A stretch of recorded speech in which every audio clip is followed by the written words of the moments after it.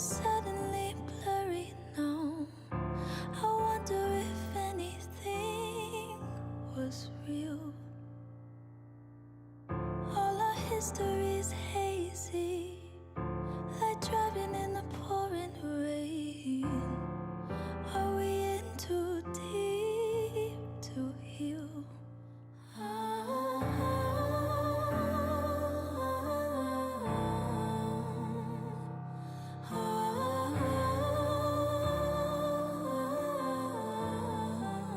You tell me that you're sorry, we'll make up tomorrow. Tell me everything you know I wanna hear. I'm trying to be open, but that window is closing. And either way, I need to make it clear before we're leaving here.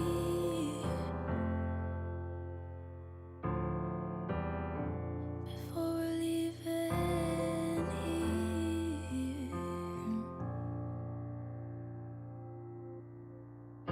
I know it ain't easy, but there's something left to hold on to. We can work it through, you don't have to go. There's a future here with me. We'll find the light in a clouded room. Not giving up until you know.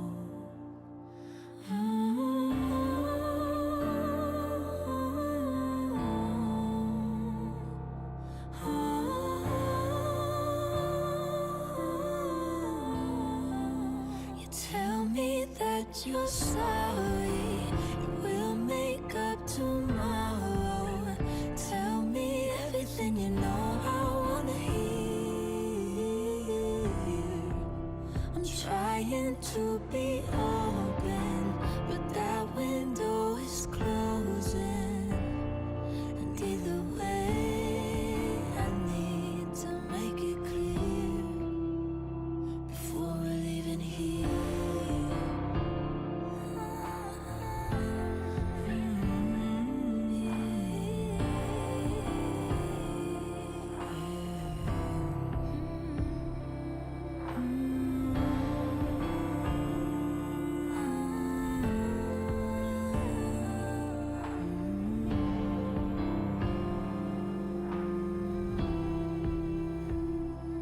Either way, I need to make it clear before we're leaving here.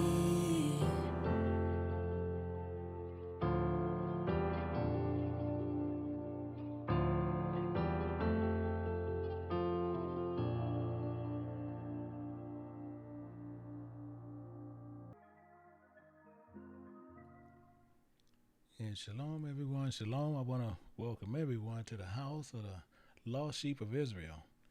And today we got a extremely important lesson going to be going forth today. And mainly what I want to make sure before we move forward on this here. If you have any people who's part of Islam or the Nation of Islam, you can invite them over here. And it's not to come here to where we come in to try to bash anyone or do anything contrary. But we're here today to where we're going to educate ourselves on what's going on. And in fact, on top of that, people are going to see and find out a lot of things on why over here we move the way we move. You're going to learn that today. Why we do the things we do. And the reason I want you to see this here, you have Islam versus followers of Christ.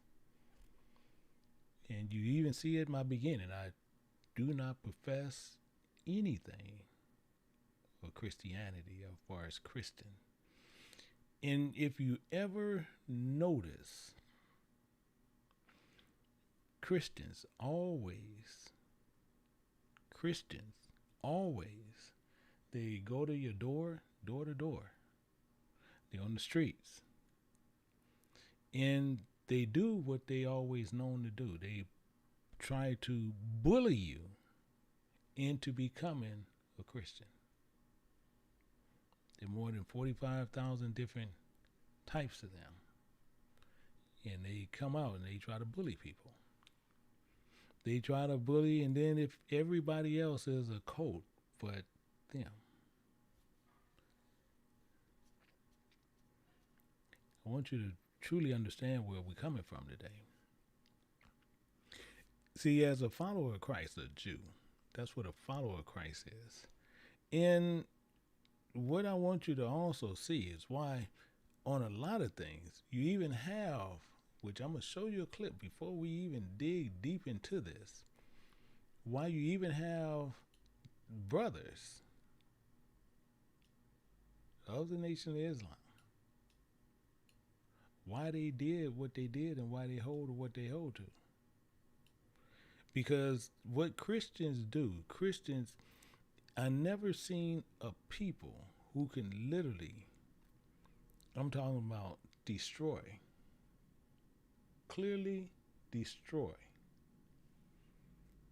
a book for understanding.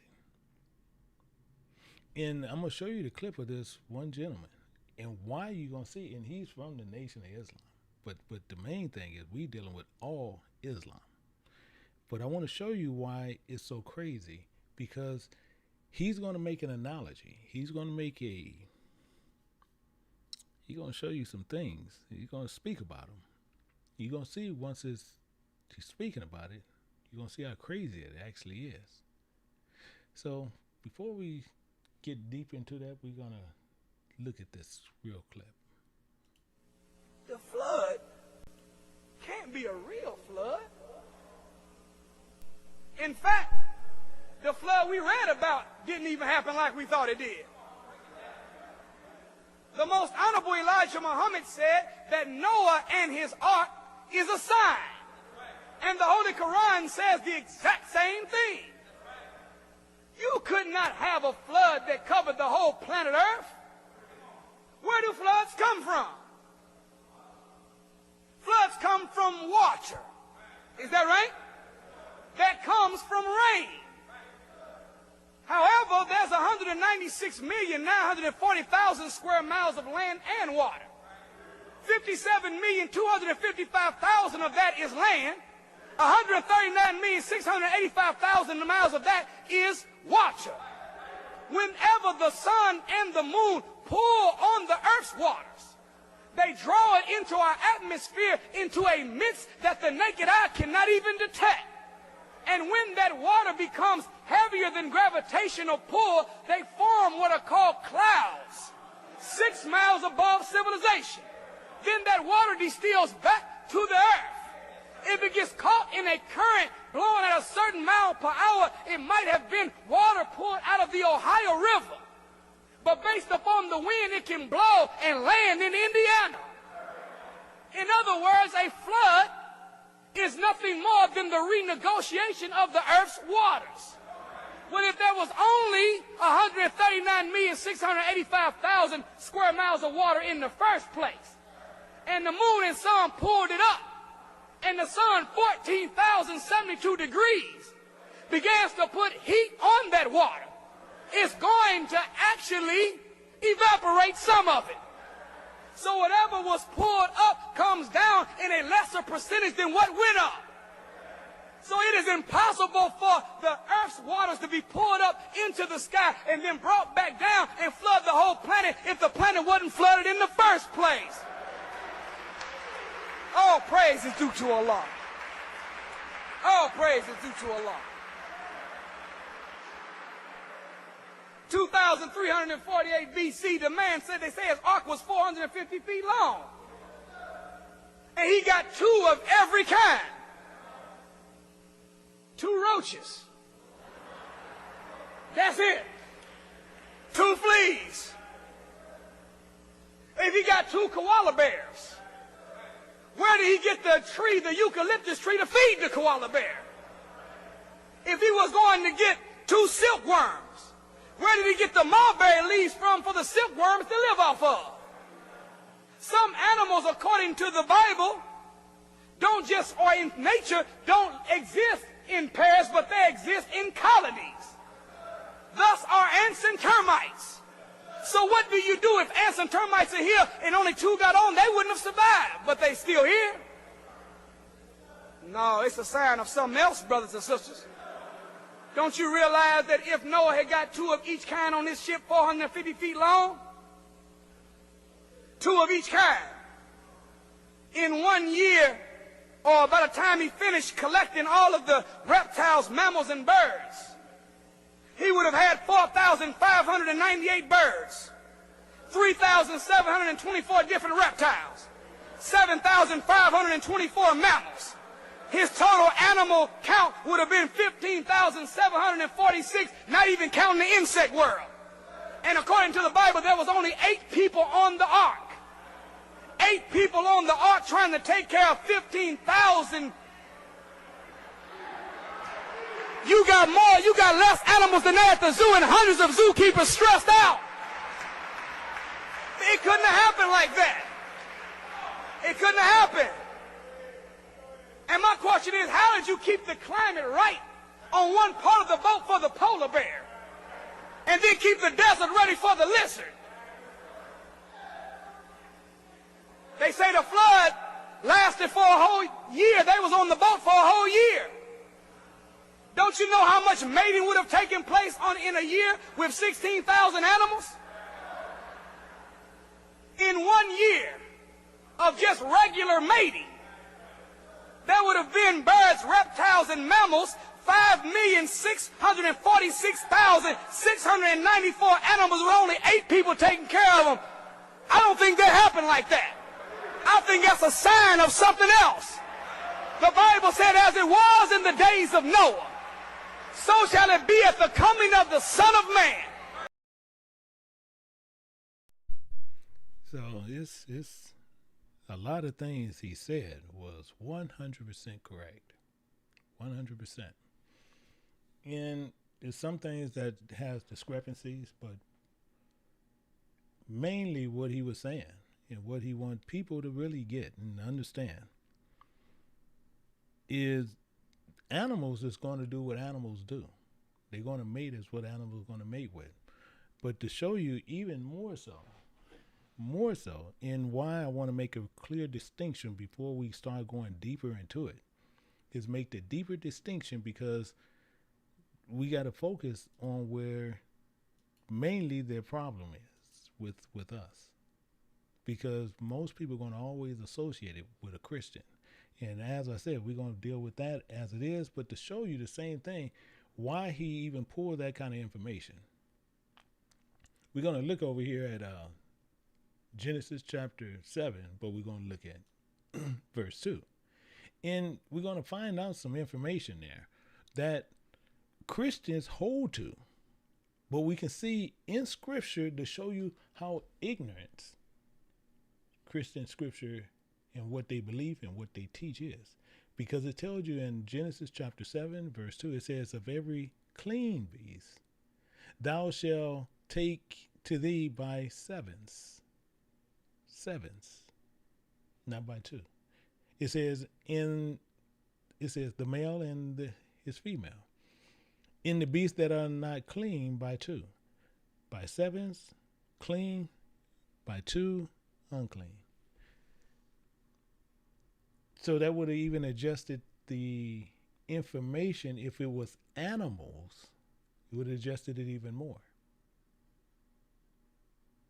Because now you're dealing with clean animals. You're going to take them in by 7s if there was animals. If they was unclean animals, now you be taking them in just by 2. But just to show you clearly, and you can see where people have sites and they talk about it constantly, but it shows you they don't even see the front of the book, because the problem, as we constantly push, is comprehension. And what we want to really get and understand why people do this and why the lie. Why the lie? But we got to show the distinction and show the separation between Christian and followers of Christ. One, these are two different people. And what we got to dig into is followers in Christ and Islam. Christians is a whole nother doctrine, a whole ignorance and everything else that they fight with and we fight with ourselves. But we got to find out why they sell the lie. So today we got to see what the problem is and why people do what they do. And mainly we have to understand also within the Bible, we have to find out what it's talking about with parables. Parables in the Bibles, and which brings us to when we want to understand parables in the Bible, we want to understand one clear thing. Why? Why? Have you ever considered why? If you think about it, why is one of the most powerful words that you would actually even hear today. Why? W-H-Y. It is a question that is posed throughout history, and yet to find solutions. Why? Why do we do what we do?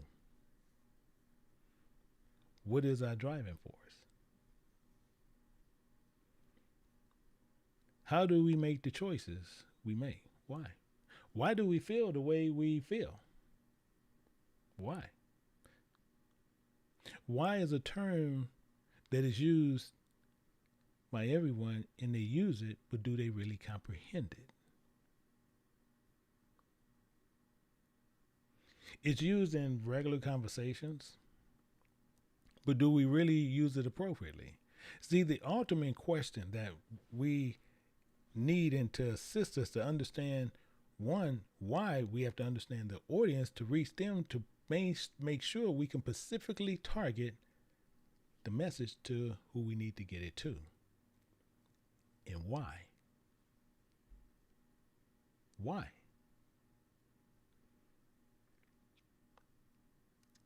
This is the key. So today I'm going to share something with you. Why? And what I'm going to share with you is to give a warning. Not only giving the warning that I normally give on a week-to-week and week-to-week basis, but I'm here to give a warning to another foe. That other foe is the Ishmael.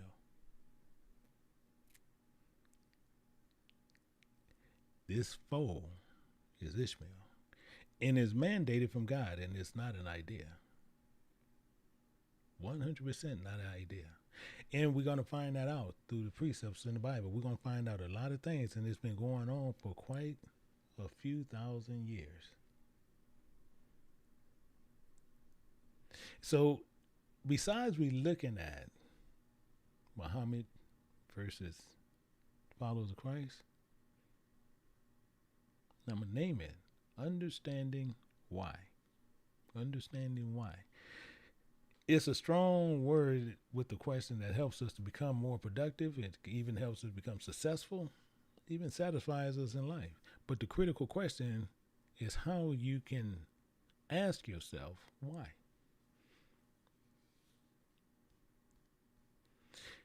Why is so important? People has been asking the question since the beginning of time. And what is that? What exactly does the firstborn and how it applied to what's going on? Why? Why is it so important about the firstborn? What is the response to the question? Why? Is there a solution? That's another one. We need to understand why. To give you some understanding on Muhammad, and he came through Abraham, which by way came through Ishmael. Muhammad. Did it happen? 100%. 100%. You can't deny it because it's there. And we got to remember something. And that happened by Sarah giving her handmaid to Abraham, her husband. This didn't happen by God, or God told her to say, "Won't tell you what, give Hagar, your handmaid, to Abraham to produce a child." That did not happen. That don't show in the Quran. It don't show in the Holy Bible. Don't show in either one. But Muhammad, even Muhammad's father name is Allah. Same thing. Why you in same thing, which I do not in heaven ever even sit there and try to disrespect even the word Allah. You're gonna find out why.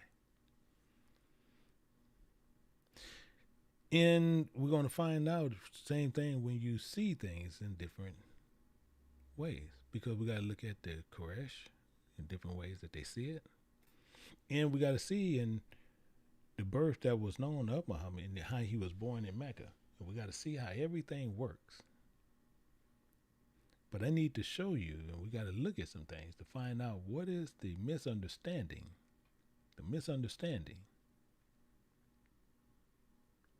between us, between Islam and followers of Christ. It's an issue. And when you look at al-Baqarah, we got to see where the issue is. And this is where part of the issue becomes, and what we got to look at. Because I'm gonna pull that up, and I have it there, and let me set this up, and we're gonna look at it all together. And I want you to see how this actually lays out. Let me pull this over to where we can look at it. So what I want you to see is where the problem lies. Where the problem lies. And it's telling you right here. And this is in their Quran. And you see the verses right here before you. And it says in Al-Baqarah, it's telling you. It says, in mention when Abraham was raising the foundations of the house, including with him Ishmael. Including with him was Ishmael. Saying, our Creator, accept this from us. Indeed, you are the hearing, the knowing. It's right here.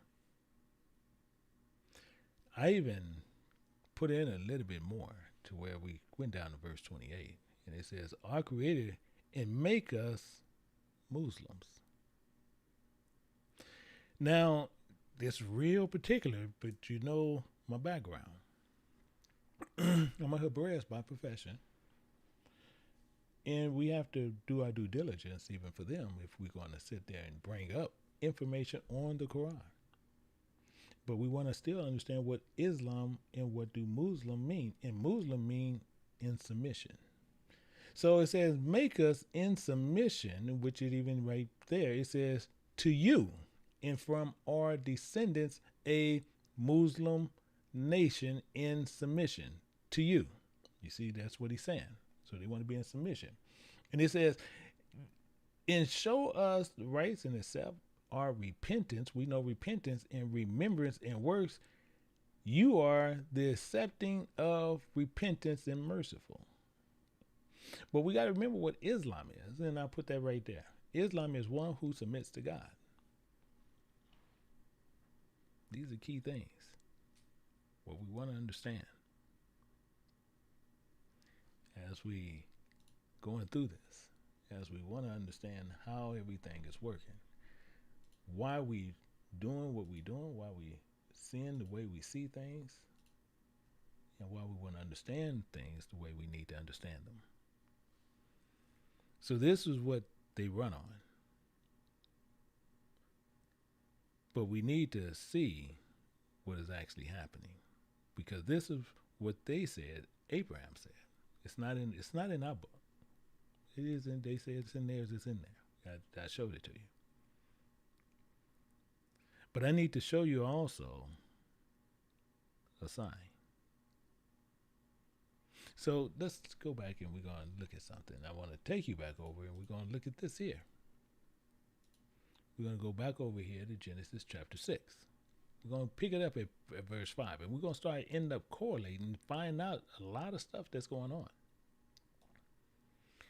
And the reason we're here, because I want you to really get the understanding, because let's say Abraham clearly read that verse. Let's say he did that. Let's just say he did that.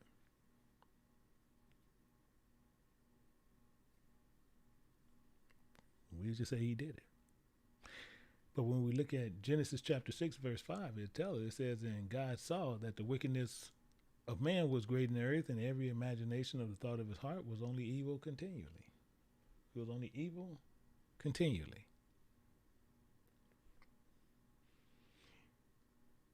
And you see here to where it makes it a lot more clear. It says, and it repented the Lord. It reminded the Spirit of God that he had made man on the earth, and it grieved him to his heart. So we know clearly. And what you have, same thing I say Christians will tell you that repented means change mind. They'll say it means everything but what it means. They'll say everything what it means. These are one of the problems that caused a lot of confusion on the world. But it reminded the Lord that he had made man in the earth. And you're going to say, and it grieved him to his heart. It angered him to his heart. That's why you see in verse 7, he's telling you clearly here in verse 8. And the Spirit of God said, I will destroy man. Exactly, because his imagination of the thoughts of his heart was only evil continually. Was only evil continually. So he said, I'm going to destroy man, whom I've created from the face of the earth, both man and beast and creeping things and fowls of the air. For it reminded me that I had made them. It's telling us clearly what's going on. To understand what repentance is. Repentance is something of remembrance. Remembrance. You'll see this over here in 14, because I want to make sure that the Islam brother, they know where we're coming from. But I want to show you repentance also in Hosea. We're going to look at Hosea chapter 13, verse 14. See what it says here and find out. It says, I will ransom them from the power of the grave. I will redeem them from death.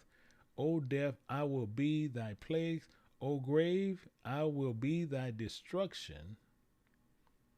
Repentance, remembrance shall be hid from my eyes. He said, I'm going to take you out, and I'm not going to remember those evil things that you guys have done. You'll see this also in 2nd Ezra, chapter 9, verse 10. Look at it here. And this is the full thought. It's telling it says, for such, comparing in their life, have received benefits, including I have not known me. They have not known him. And this is actually getting into what we're getting into. And they that have loathed my law, they hated, they abhorred his law. I want you to write that one down. I want you to remember what's going on here. Because we're going to have to remember this. Comprehension. While they had yet liberty, so they had freedom. And when as yet place of remembrance was open unto them, understood not, but despised it. Yeah, they just said that. They hated it. He's telling you right up front exactly what they were doing. Why? Because wickedness was upon the earth. And even though we had a chance to do this thing, is what's going on, which has a lot to do with Ishmael. This is why we go in this direction, to show you also Ishmael. Verse 12 it says, the same must know it after death by pain. When we don't do what's commanded of the Most High God, this first death is starting for your next life to come. The life to come, and if we didn't do what God said in the first one, He's going to make it known to us by pain in the second one, meaning this altogether. The second one, a spirit cannot die. So since the spirit cannot die, it's going to be held in a place to where it's just going to be torment and pain forever. That's what he's talking about here. In fact, I'm going to show you one thing here. Let's go over here. We're going to look at one more. We're going to go over here to Matthew. I want to show you this in Matthew chapter 9 and verse 13.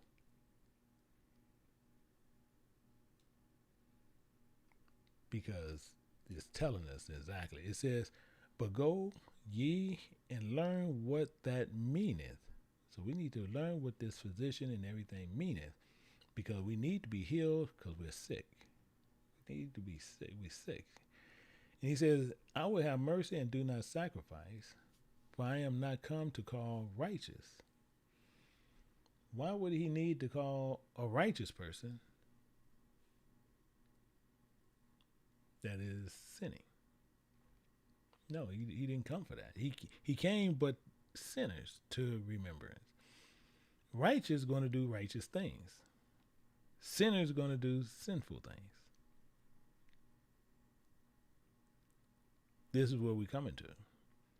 And as it said, what we've seen over with Al-Baqarah, 27:28, and I'll show it again.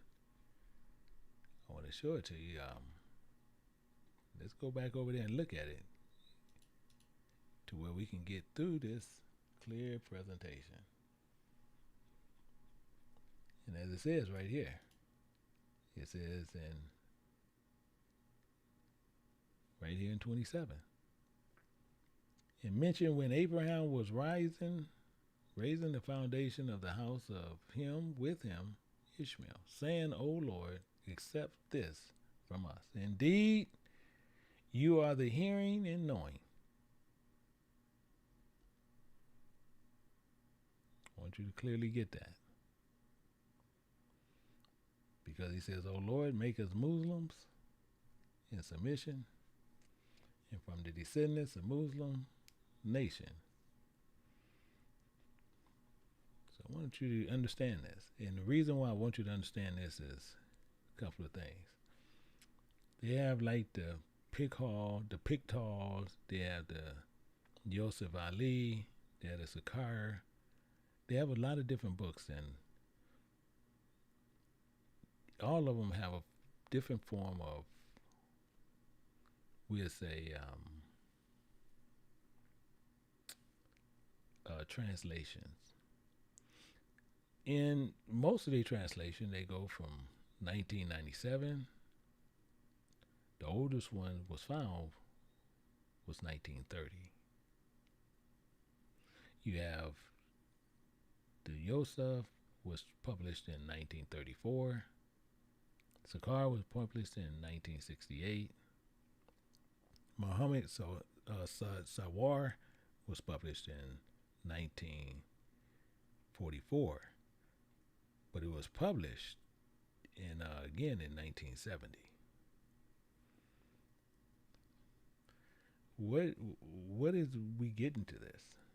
Because I want you to see the point and understand why it's saying this, and why we sit there and we look at things a certain way. Because what they say in here, and why I'm sitting there using those dates, I want you to understand the dates that I'm talking about. Because they're going to use up-to-date stuff, and they're going to use up-to-date language on some of this. And we're going to find that over here in Shema right here. And this is where the issue is. This is where one of the issues is. This is 62, 6 and 7.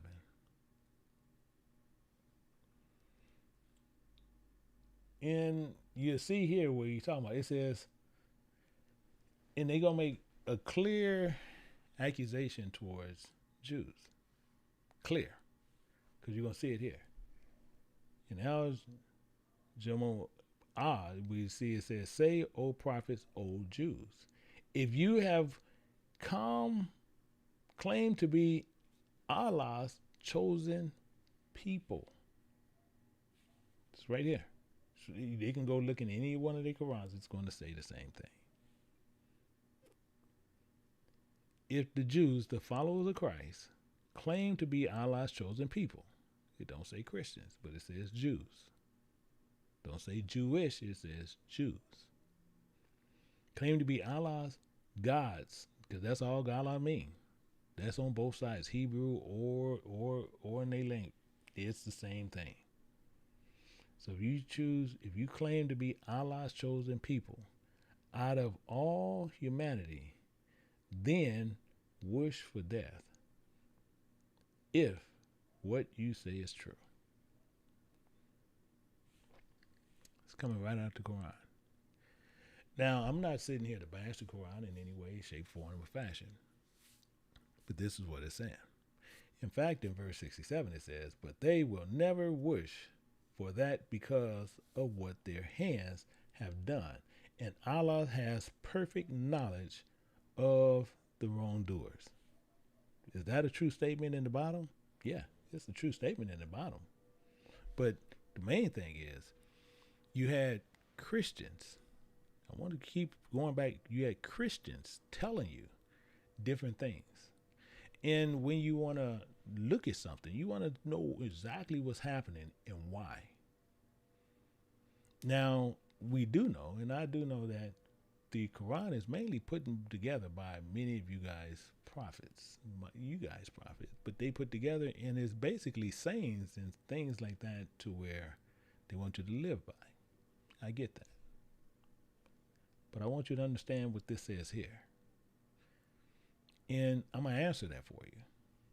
Because it's telling us right clear as day. It says, O prophets, O Jews, if you claim to be Allah's chosen people out of all humanity, then wish for death. I want you to understand that. But I'm going to answer that for you. And I want you to remember, because I know you guys highly respect Moses also. So we're going to look at Moses. I want to show you something in Moses. And we'll find that, and we're going to answer that question. Because he's saying, and they saying in the Quran, for us to wish for death. But I'm going to show you over in Deuteronomy chapter 30, and we're going to pick it up at verse 15. To show you what's going on. And you know Moses wrote this. And he says, see, I have set before you this day life and good and death and evil. This was the children of Israel.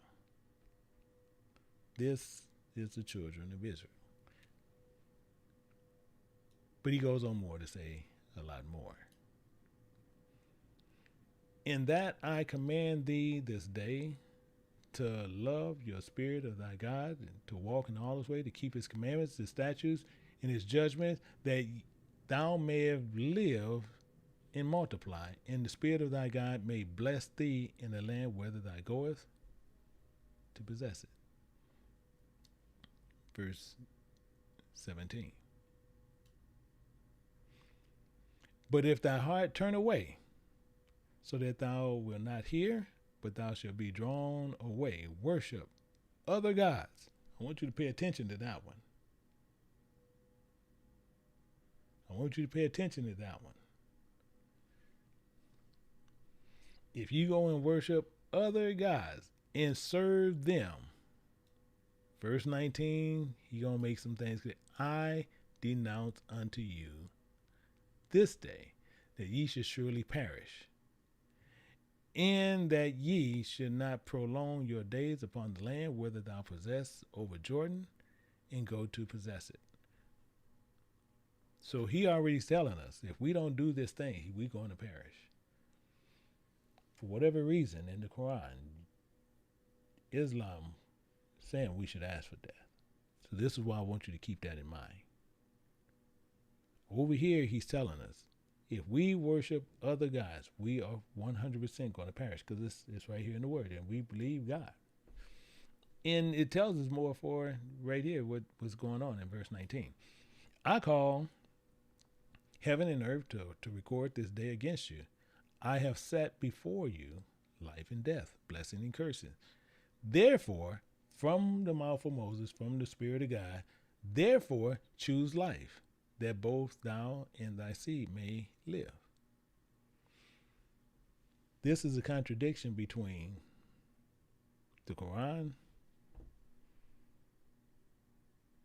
prophets, and the prophet of Moses.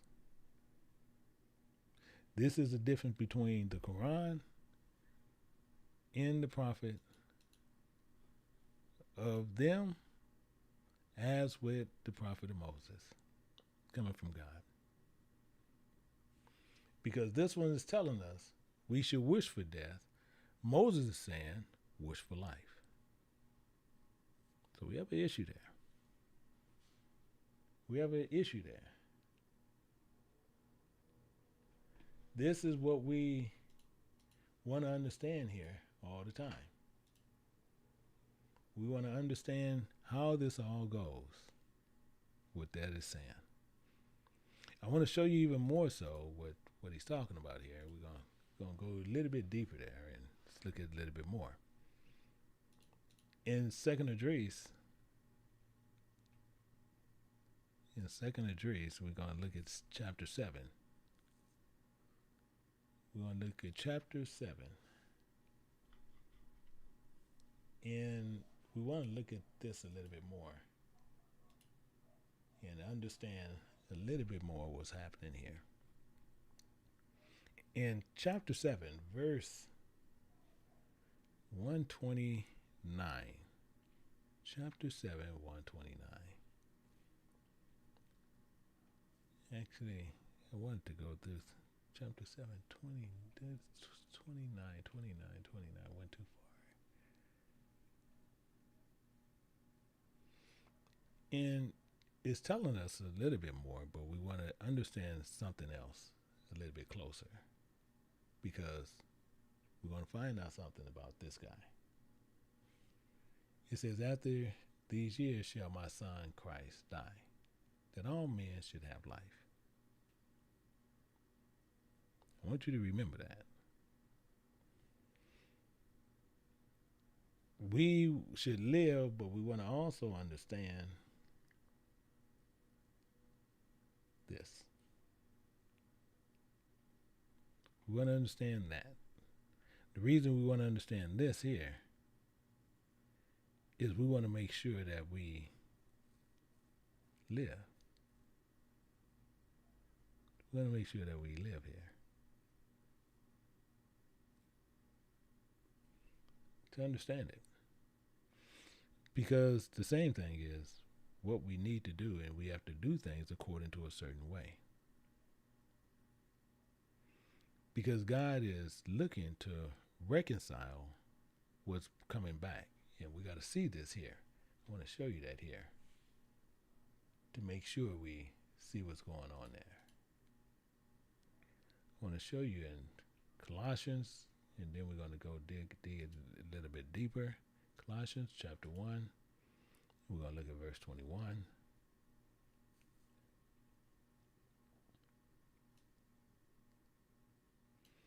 And this is how we're going to start digging into this. Because it says, and you that were sometimes alienated and enemies of your mind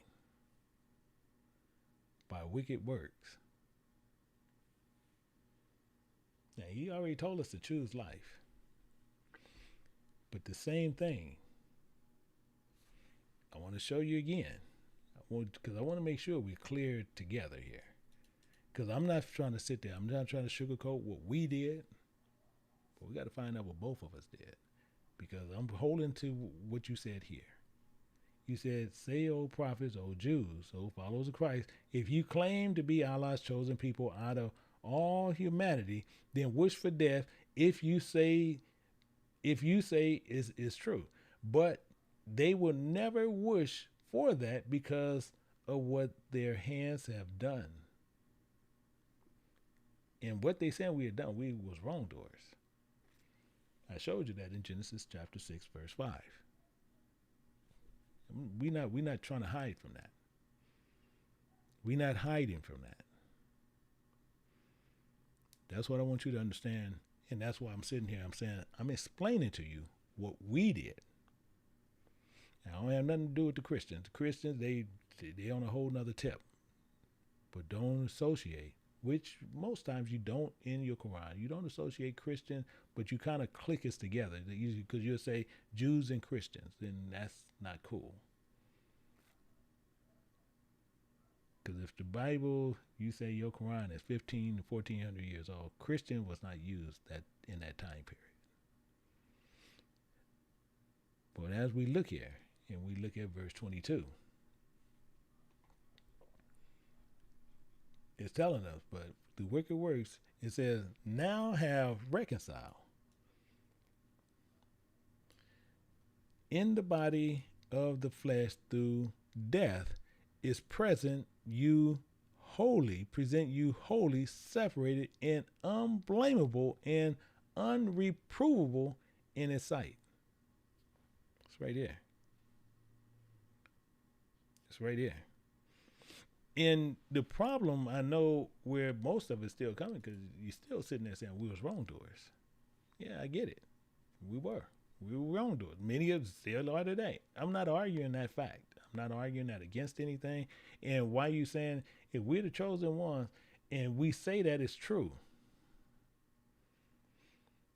Now, I'm going to show you something that might be hard for you to take, because we got to look at both sides. We got to look at both sides. And I'm going to show you over here in Lamentations chapter 2. We're going to look at verse 16. Were you part of this group? Because I'm going to show you some stuff. We're going to start digging in here. And we're going to find out something a little bit more. Because we also know that Ishmael's children was also amongst us. Were this to you? It says, all thy enemies have opened their mouths against thee. They hiss and gash their teeth. Is this you?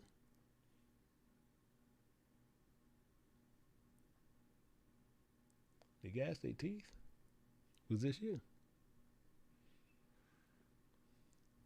And ye have swallowed her up. Why? Why would that be said? I'm going to show you why.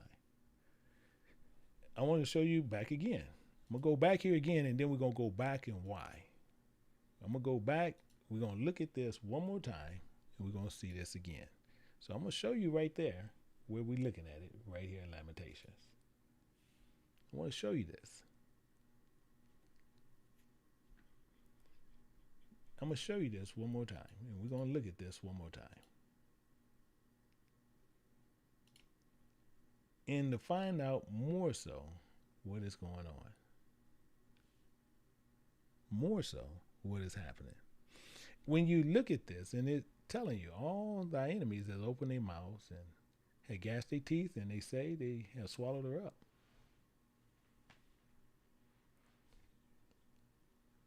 We want to understand that. So my question still is that you? I'm going to show you why. I'm going to show you why. Because right here, it's telling you right there.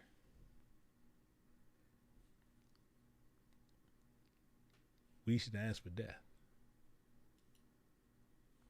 The reason why I say that is this. The reason I say that is this. When you look at Lamentations chapter 2 and verse 15, all that pass by clap their hands at thee, they hiss, wag their heads at the daughters of Jerusalem, saying, is this the city that men call perfection of beauty, the joy of the whole earth?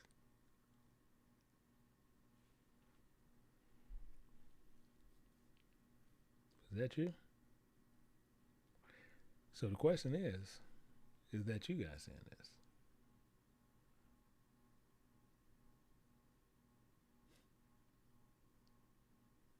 That's the question.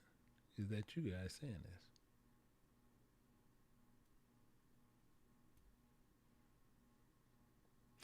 I want to show you something and show you where some issues are. Because it's some particular things about Yahweh Shai, or you want to use Jesus, or in Muhammad.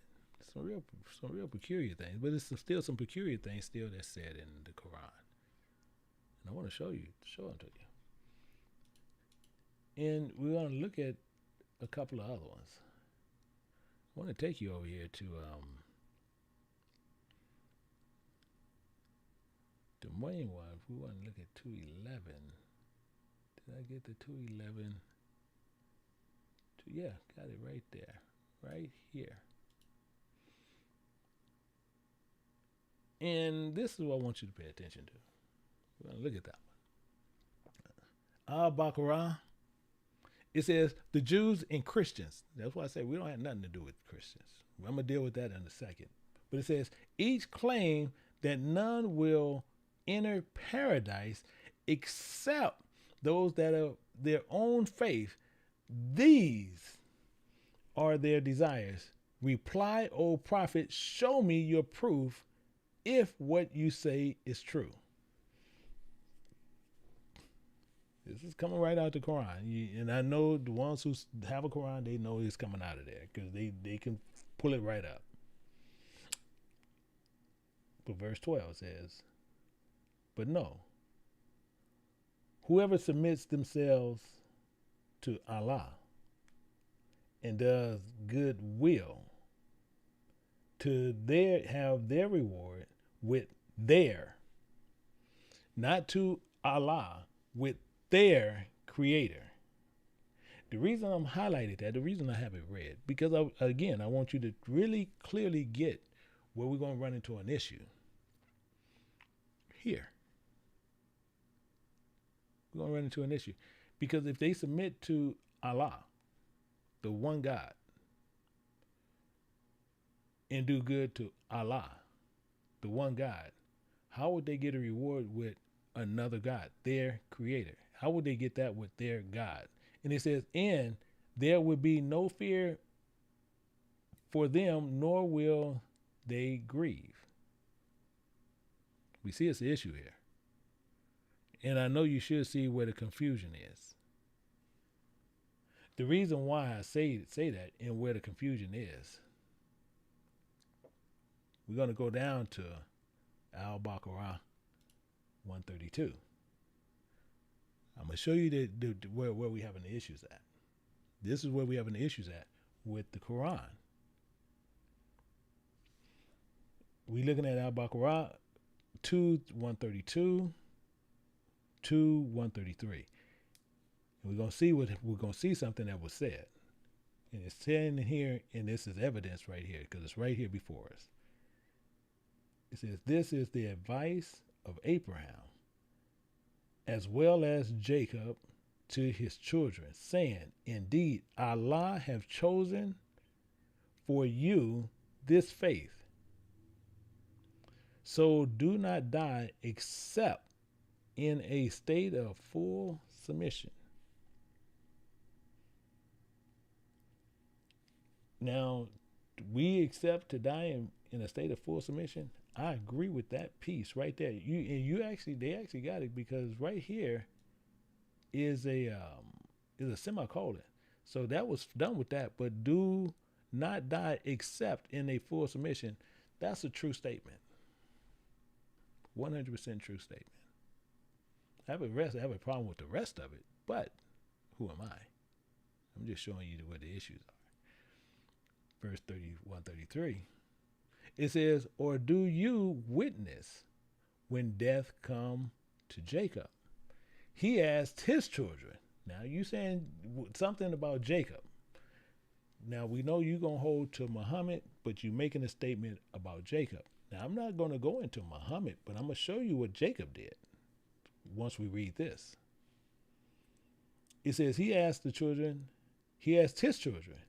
who will you worship after my passing? They replied, we will continue to worship your God, the God of your father, Abraham. Here's the issue. Ishmael and Isaac, the one God. I got you. Not in a bad way. I'm just letting you know. I got you. Because the problem here is this.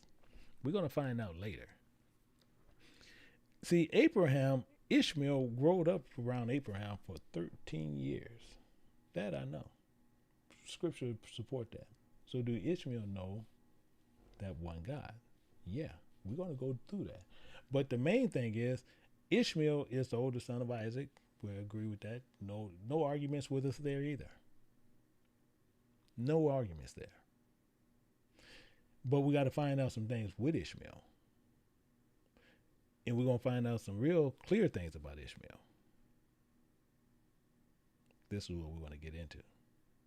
Because the subject is between Isaac and Ishmael. Now, Jacob was asked. Let's deal with that question.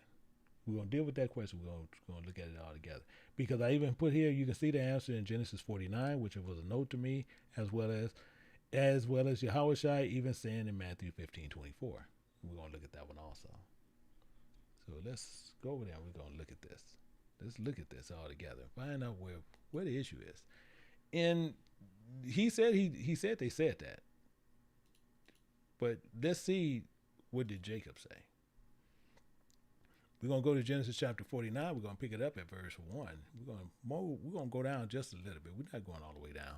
It says, and Jacob called unto his sons, including, said, gather yourselves together, that I may tell you which shall befall on you in the last days. So he's going to tell them what's going to happen to them in the last days. And we're going to see what he says here. Gather yourselves together and hear, ye sons of Jacob. Same thing what you said here. That with Jacob asked his children. So he said, I'm going to tell you what's going to befall on you in the last days. And what I'm going to tell you what's going to befall on you in the last days, I need you to pay attention on what's going to happen to where you can be successful and come back to the Most High God's house in peace. That's what he's trying to say. It says, hear ye sons of Jacob, including hearken unto Israel your father. Hearken unto Israel your father.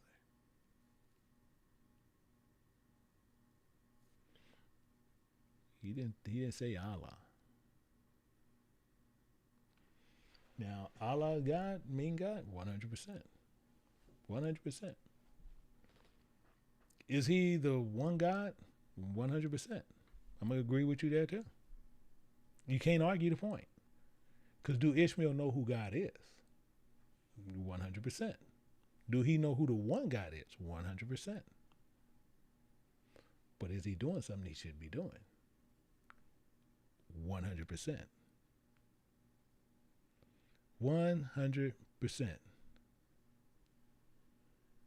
This is what's going on. So we want to look at this and find out what's going on there. So let's look at this even a little bit more. In fact, we're going to go over here and I want to show you something in Matthew chapter 15. We're going to look at Matthew 15 and we're going to look at Yahushua and he says something. Matthew 15 and we're going to pick it up at verse 24. And we're going to sit there and see if we can change that to where we can put the way you can see where he's talking. Because you can see now he's talking. Because it says, but he answered and said, I am not sent but unto the sheep, to the lost sheep of the house of Israel. Hearken unto your father Israel. Excuse me. You see, they still on this same kick. This same identical kick. So there's confusion talking about this one God. We need to find out what's going on. Because even including the prophets, you'll never see a prophet, nor Yahushua, nor Jesus, any of them, ever calling themselves Christians. Ever. He's saying here, to the lost sheep of the house of Israel. In fact, he tells you a little bit more here. And he tells you something something that's hard for people to take, and we're going to see even more. In verse 4, and we're going to look at verse 22 in John. John 4:22. And Yahushua again is speaking, or Jesus, if you want to use that name. As he's saying, ye worship ye know not what. We know what we worship, for salvation is of the Jews. Salvation is of the Jews. We see that. This is clear here. It don't say salvation of the Christians. The Christians believe in a three God, God the Father, God the Son, God the Holy Spirit. That's why you see most people who's a follower of Christ, excuse me, they have an issue. One second. They have an issue being called Christians. And I'm going to dig into that in a minute, but Christians and followers of Christ are two completely different people. Salvation is of the Jews, the followers of Christ. In fact, you'll see this also in Ezra. I'm going to show you something in Ezra. We're going to go over here real quick and look at something in Ezra chapter 5, picking it up at verse 1. Then the prophets, Haggai, the prophet, including Zacharias, you can see they was running together, the son of Adudu, prophesied unto the Jews, the followers of Christ, that were in Judah, including Jerusalem, in the name, which name mean in the way of the God of Israel, even unto them. Why am I sitting there holding on to this? Because I want to show you an understanding to make sure we're clear. I want to make sure we separate this from Christians.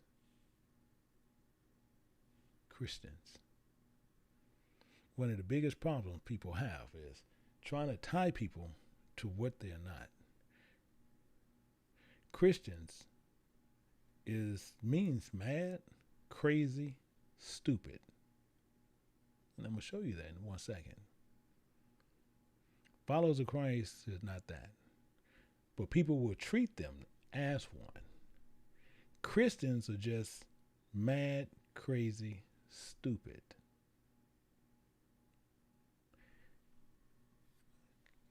Let's get some understanding here to see where I'm coming from.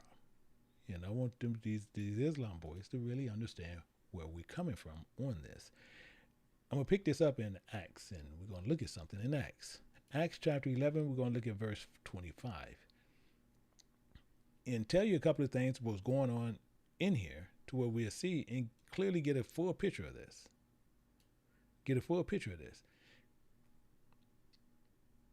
And you'll see right here. I mean, yeah, 11, 20, 25. I did 24. I need 25. This is the verse I need. It says, then departed Barnabas to Tarshish to seek Saul. Saul is Paul, which I'm pretty sure you guys know that also.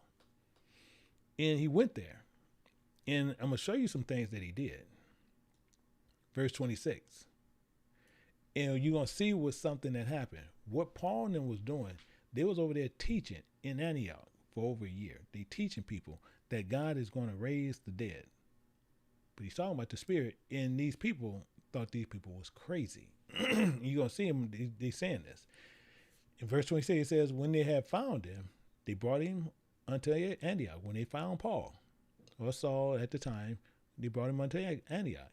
And it came and passed that a whole year they assembled themselves with the church.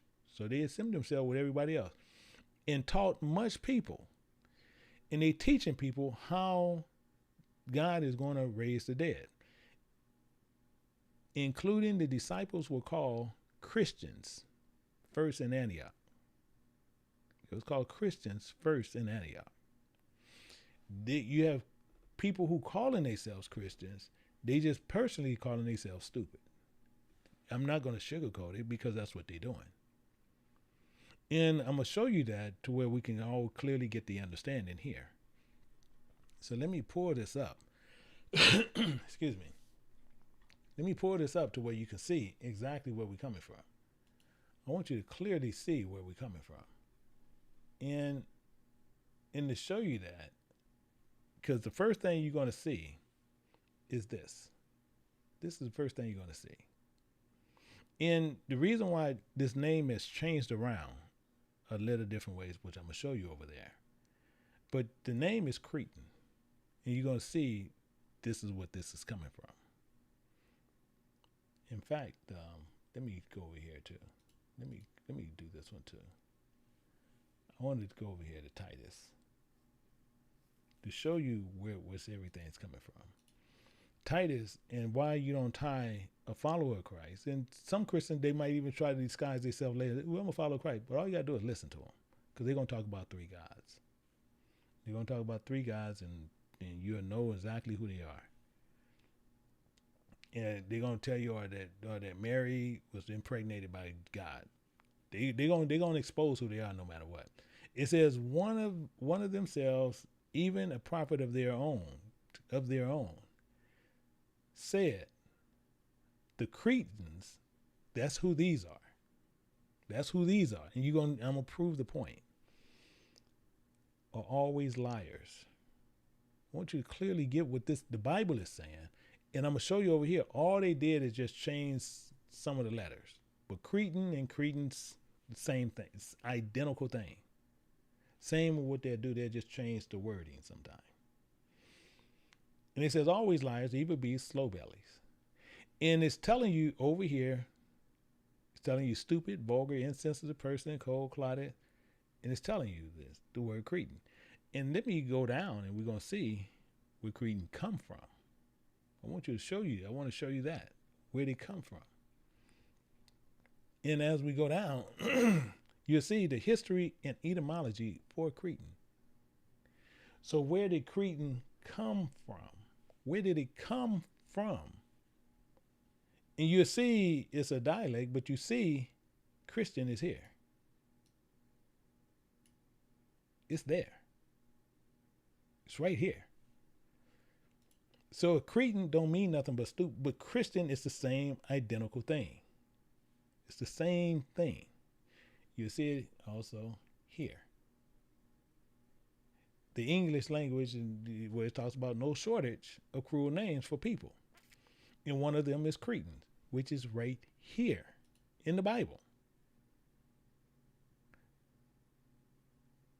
And it's telling you the same thing. Back Cretan meant stupid person. Medical term for physical deformities. And the thing is, the same thing. We had another dictionary, but this is that vocabulary. And I was going to try to find, I believe they have it. Yeah, it has it right in here. I forgot. It's right there. It says, surprisingly, the root of Cretan is a Swiss-French word Cretan, which means Christian. It's telling you right up front. But you have Christians will consistently tell you, oh no, we're crazy for Jesus. No, that's a lie. They just saying they're stupid. They don't call themselves Cretans. People will treat you like one when you sitting there saying God gonna raise the dead, which we're gonna see that in a minute. We're going to see it in a minute. But they're liars. Telling you right there. You'll see it also here in one of the dictionary.com, Cretans. I'm showing you everywhere where you see it. And it's telling you, a very stupid or contemptible person. A very stupid or contemptible person. And this is something even for you guys, when you guys talk to Christians, you should tell them, look at what you guys calling yourselves. And you go right back down and see, and this is something they can't get around. Origin. It goes right back down to French and everything, but you see Christian right there. Christian. It's telling you who they are. It's telling you exactly who they are. And they'll tell you everything else. Oh no, we crazy for Jesus, and that's not what it meant. That's not what it means. These are people who's calling themselves something they're not. And the same thing you'll see here when you look at this here. We'll go to Revelation chapter 2 in verse 9. And people will sit there, they'll try to say whatever they want to say, but it's telling you exactly what it is. It says, I know thy works, thy tribulation, but thou art rich. I know the blasphemy of them that say they are followers of Christ. Christians. I know them that say they are followers of Christ. Christians. And are not. They're not. They're going to bully you. The same as many of you guys was bullied. They bully anyone and they try to force you into being a Christian. This is what they do. This is what they try to hold to. This is what they're into. But are the synagogue of Satan. It's telling you right here. You see it again when you get to verse 3:9. It's telling you again in 3:9. Remember, I will make them that say they are followers of Christ, Jews, and are not, but do lie. Why? Cretans are always liars. Why you think when they came over here to America and they were forcing the Indians to become Christians? If not, they was killing them. Why do you think they was doing that? Why do you think they'll come and they'll try to force things down your throat? Why do you think they do that? Oh no, you this. Oh no, you this. You're that. No, you're this. They're gonna force it on you. And people will sit there, see, if you are being persecuted and you don't see, there's no shortage of a Christian being persecuted here. They're one of the largest religions in the world. They're nowhere close being persecuted. Not one. Not one.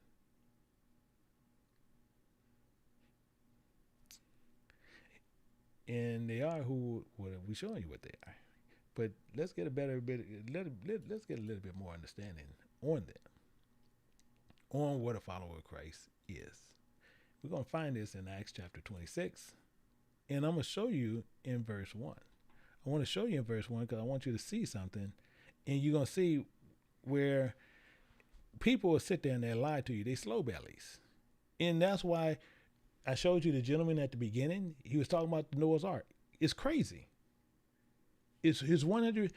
See, one part where you have to respect Islam. You have to respect them where they sitting there talking about Noah's Ark. Now, is it a boat? No. Was he kidding around talking about it's a sign? Yeah, it was whole something else. But it was not a boat. An ark is not a boat.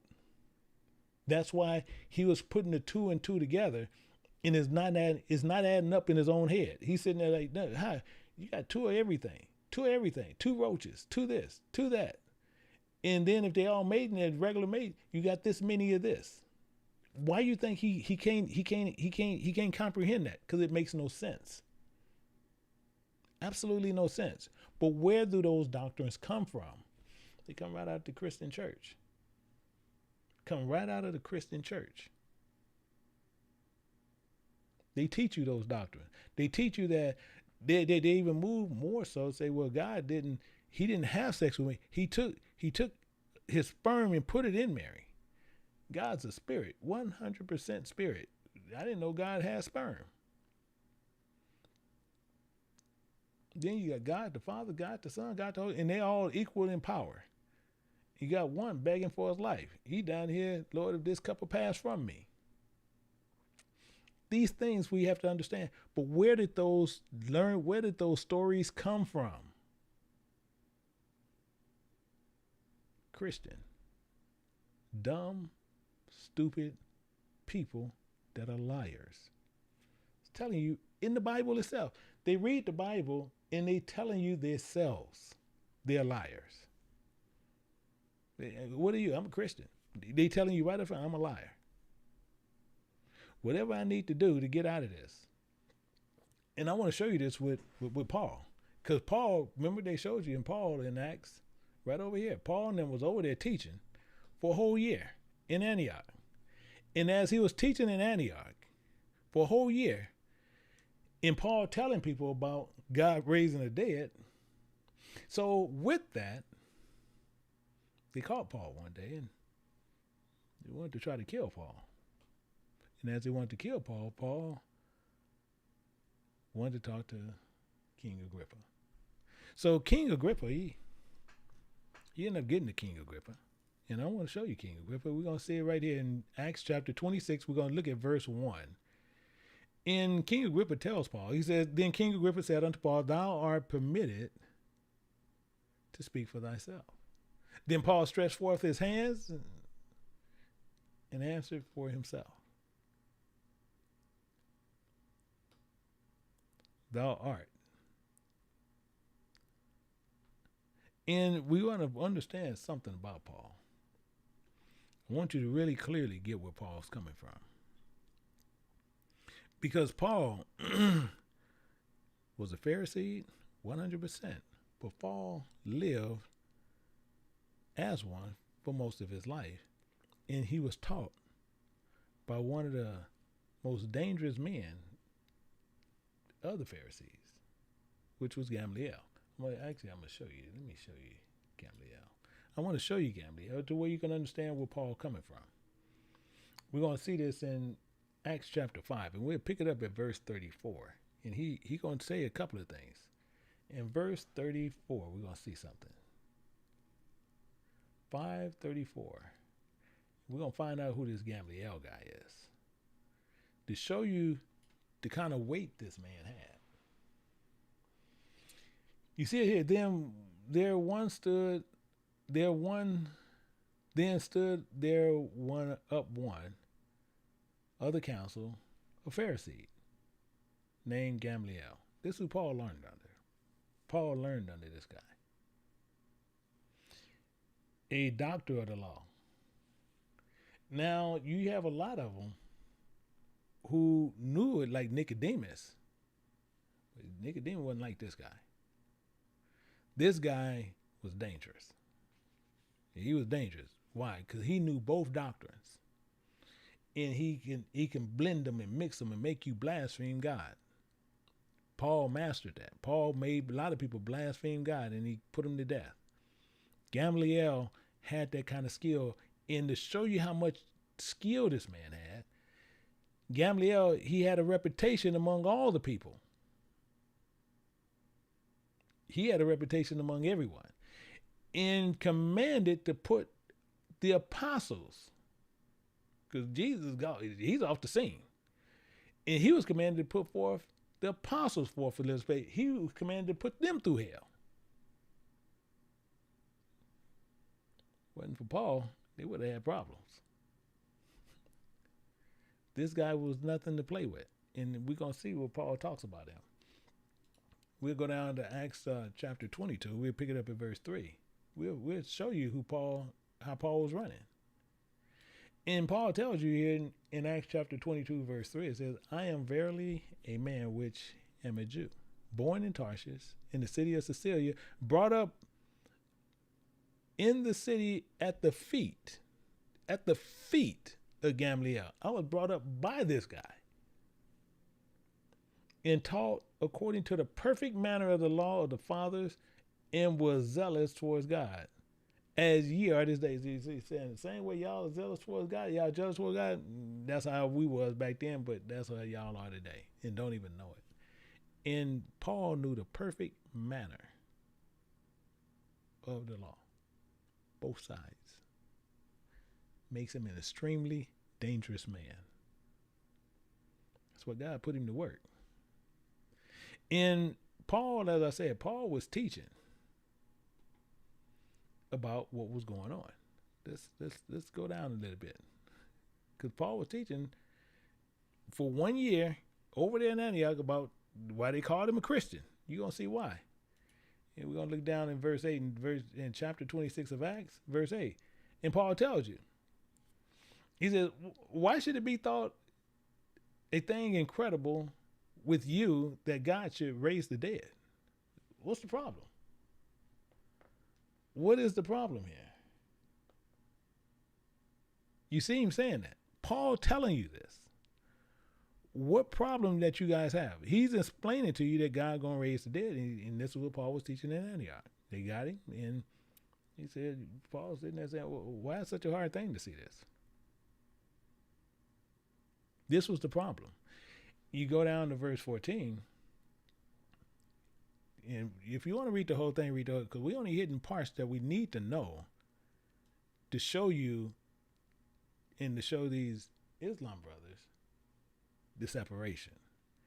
And you see this here in verse 14. It says, and when we were all fallen to the earth, I heard a voice speaking unto me, saying, in the Hebrew tongue, Saul, Saul. Let me put that also to where we can see it, same thing, to where you can see who's talking. He said, Saul, Saul, why, asking the question, why persecutest thou me? It is hard for thee to kick against the pricks. It's hard for me to do that. But it gets better. It gets better. And Paul, he said, who art thou, Lord? You Lord? Said, I'm Yahweh, I'm Jesus. I'm salvation, whom not persecuted. You persecuting your own salvation, man. But rise and stand up upon thy feet, for I have appeared unto thee for this purpose. Saying this, but I'm here for that reason. To make thee a minister.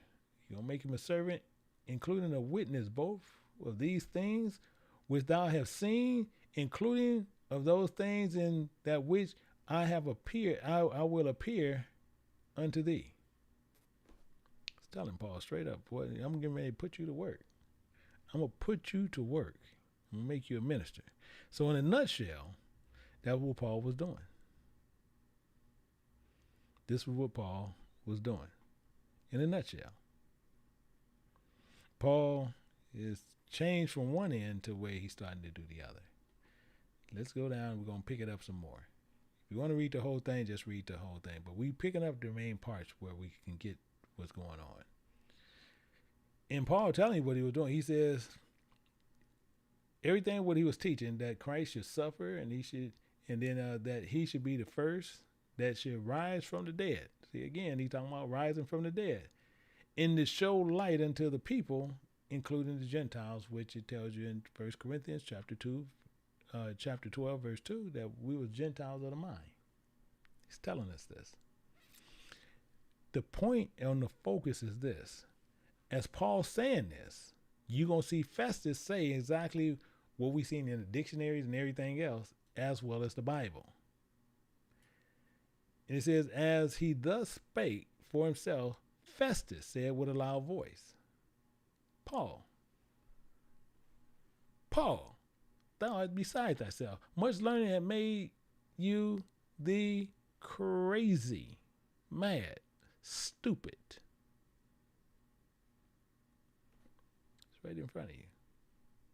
You done gone plain crazy. You done blew a socket. But Paul couldn't leash out at him at this time, because his life is on the line, and he's letting him know what's going on. But Festus telling you this dude is crazy. But Paul had to respond in a sober way. He said, I'm not mad, most noble Festus, but I speak forth the words of truth and soberness. He said, now he go now, but he gonna still be putting his, he's telling the truth, but he's putting his foot in his mouth. Because he says, for the king knoweth these things. Why? When you go back up here to verse 3, I'm telling you, Paul was putting his foot in his mouth and not knowing. Because he wanted to talk to King Agrippa because of this reason right here. Especially because I know that thee to be an expert in all custom and questions which are among the Jews, wherefore I beseech thee to hear me patiently. Paul knew this. So that's why he could sit there. That's why Paul could say this here. The king know this stuff. For he know these things. So it's not something crazy. The king know that he's going to talk about this. He's going to sit there. He's going to raise the dead. And King Agrippa knows this. So he goes on more. He says, before whom I speak freely, for I am persuaded that none of these things are hidden from him. For this thing is not done in the corner. He said, I ain't doing this. I'm not sneaking doing this. I'm not sneaking doing this. So the same thing you see when it gets down to verse 27. This is where he ran into his problem. This is where his problem is. It's right here.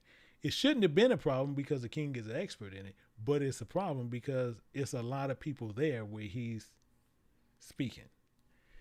And Paul says, King Agrippa, believest thou the prophets? I know that thou believe it. That was a problem. That was a problem right there. King Agrippa is there with people. And Festus already saying he's crazy. That God gonna raise the dead. King Agrippa believes it. But King Agrippa, he don't want all these people. Okay, I don't need everybody to know my business. Believe it the prophet? I know that thou believe it. Why? That was told to Paul. That was told to Paul. And people, when you get around people, you get around a lot of people, and when you sit there and you still deny, he said, you deny me before man, I deny you before my Father in heaven. He makes that clear. And the same thing is what happened here. I'm going to show you something else. Show you another one. Show you another thing that goes on. And that's why we hold to what we have to hold to. In Mark chapter 14, picking it up at verse 66.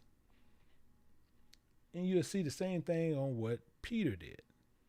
When all hell started breaking loose, let's see what Peter did. And Peter was beneath in the place, and there came one of the maids of the high priest. One of the maids of the high priest. She was one of them. And she looked and saw Peter warming himself. She looked upon him and said, including thou also was with Yahushua, Jesus of Nazareth. You was with him. You was with that guy there in there doing it. And what happened? Same as King Agrippa, same as Peter. But he denied, saying, I know not, neither understand I what thou sayest. He went out into the porch and the cock crowed. Now, he know he understood it, but he didn't want none of that heat that was going on the inside. But he went a little bit more. The maid saw him again and began to say to them, now she ain't talking to him, she talking to them that stood by. That was one of them. So she's telling that's one of them right there. He's one of them right there. Y'all can go hook him up. He denied it again.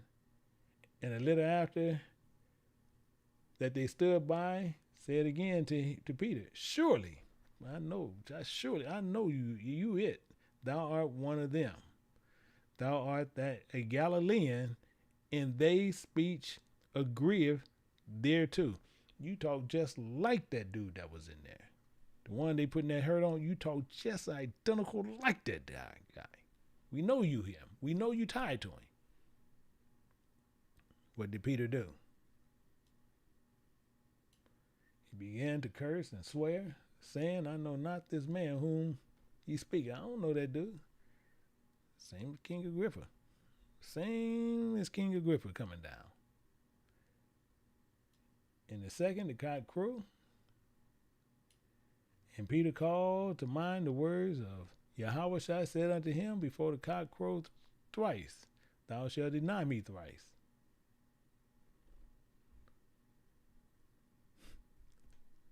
It's going to happen. And the same thing, he asking King Agrippa, you believe the prophet? I know you believe it. What did King Agrippa do? Same thing. Same thing. Then King Agrippa said unto Paul, thou persuaded me to be a Christian. You almost made me stupid, dude. Now you see how he did it. He did it a little bit kind of slick, but he's sitting there showing, no, dude, you almost had me. But Paul knew what was going on, but I want you to pay attention to what King Agrippa did later. See, because once later, everything was over, you're going to see King Agrippa still going to sit there and talk. And you're going to see this in verse 30. And you're going to see he was with some folk. It says, and when he had thus spoken, the king rose up, including the governor and Bernice and they that sat with him. It was quite a few people there. So all of them got up and he said, man, I'm getting out of here. This dude, he dropping the fire on us. He dropping the fire on me. So let me get up out of here. And you'll see right here.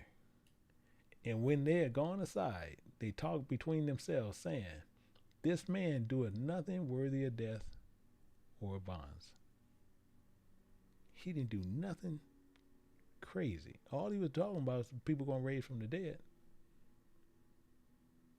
Nothing crazy. And then King Agrippa and Festus, you see what they going to say. Then said Agrippa unto Festus. He's telling him what would have happened. This man might been set at liberty. He would have been set free if he not appealed unto Caesar. They would have thought he was a crazy dude. They would have just thought he was a nut. He was teaching this crazy stuff in Antioch. So we understand what's going on there. We clearly get what's happening here. The same thing you see here. So when you look at this here in 1 Peter chapter 4, and you go down to verse 13, this is why it's telling us, and it makes it real understandable why we're going through what we go through. It says, but rejoice as much as ye are partakers of Christ's suffering. Yeah, you're going to be ridiculed and everything else. He says, that when the glory shall be revealed, that ye may be glad also with exceeding joy. But he's going to tell you, but if you be reapproached for the name of Christ, for the ways of Christ, you're going to be reapproached. Happy are ye, for the spirit of glory, including of God, rested upon you. But on their part, he's evil spoken of. You crazy, you stupid, you this. But you see Christians going around saying, I'm a Christian. They proclaiming that because they truly are. That's stupidity. But he's saying, they going to do this. People going to say this. People who are real followers of Christ, they're called this thing. People separate from them because they call these things. But he says, happy are ye, for the spirit of glory and of God rested upon you. But on that part, he's evil spoken of. But on your part, he's glorified. But he's going to clarify some things for you. He's going to clarify some things for you.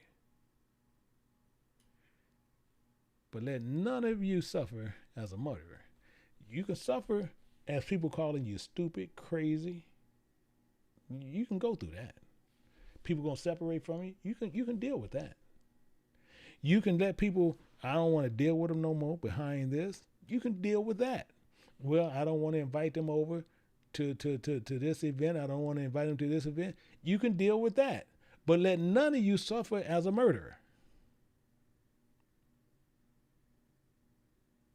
or as a thief or as an evildoer or as a busybody as other men do. Don't suffer as one of those. Christians, they doing this stuff. But he's saying don't suffer as one of those. And then he telling you even more so. He says, if any man suffer as a Christian, you're stupid, you're mad, you're crazy. Let him be not ashamed, but let him glorify God on this behalf. Because you ain't going to suffer as what they doing. And right now, the craziest thing is, you got this craziness, these Christian teachings. That's why you got 45,000 plus. If they was being persecuted, you wouldn't see that many. If they was being persecuted, as they sitting there saying, we're the persecuted church, you can see that's a lie. Because they have 45,000 plus different denominations of Christian religions in this world. One, and it's more than 2 billion of them. So they're not being persecuted. So they lying to you. As they lied to these brothers over here in Islam. They lied to them. They lied to them as they lied to us. But the problem digs down to it, Ishmael. Ishmael and Isaac. This is where the issue is. This is where we want to find out what's going on.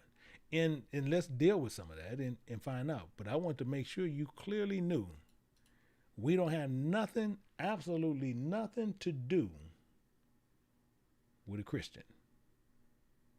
Nothing to do with them. But let me show you where the issue is. Because the issue is between Ishmael and Isaac. This is where the issue is. And we're going to work this out.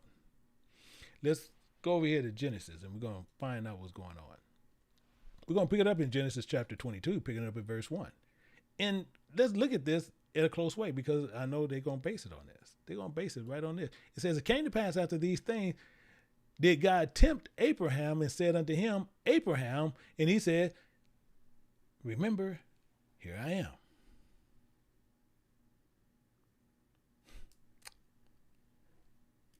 They're going to base it on this. Yeah, Islam brothers going to base it on this. Right here. They're going to run you right here. In fact, this is where the issue is. He said, take now thy son, thy only son, whom thou lovest. And I'm going to unhighlight that for a second because I want to show you something. I want you to see something. Well, you can't unhighlight. But you see, he says, take now thy son, thy only son. Thy only son. Now, the only son that he had with him is one way he had to say it that way anyway. He ain't saying your only begotten son, because it ain't, because he got 2 of them. He said your only son. How do we know that's true? So God is not disassociating him from Ishmael. That's the problem. Because that's why he's saying thy only son. Because that's the only one that's with him. That's the only one that was in the camp. We got to find out what happened. See, because what happened, Isaac and Ishmael, Hagar was from a bondwoman. Ishmael was from a bondwoman. And is Ishmael the firstborn? Now, I done talked to a lot of Islam brothers. A lot of times I talk to a lot of them. And that's where they're going to try to hold you at. He's the firstborn.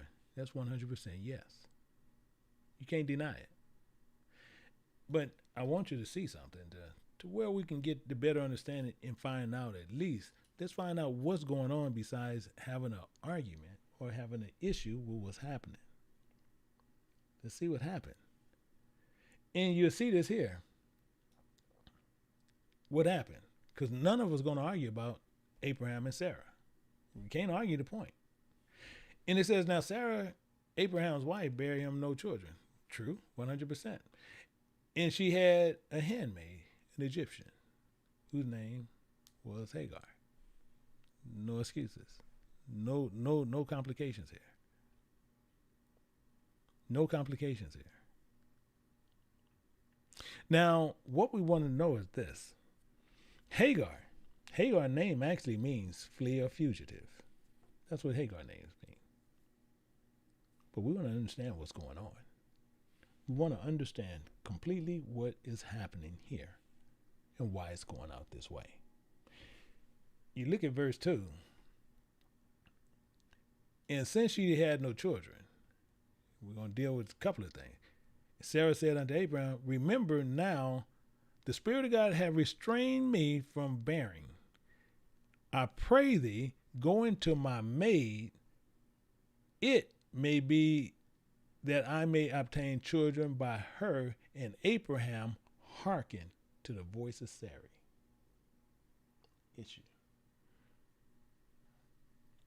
Issue. See, because this is the problem here.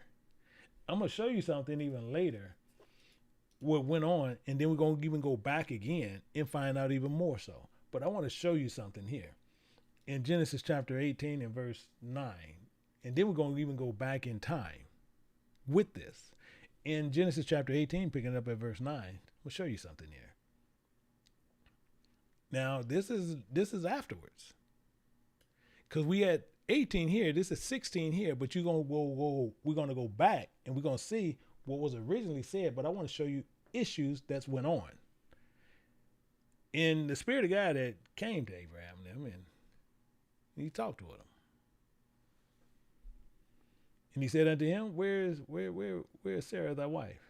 He said, remember, in the tent. She in the tent. Okay.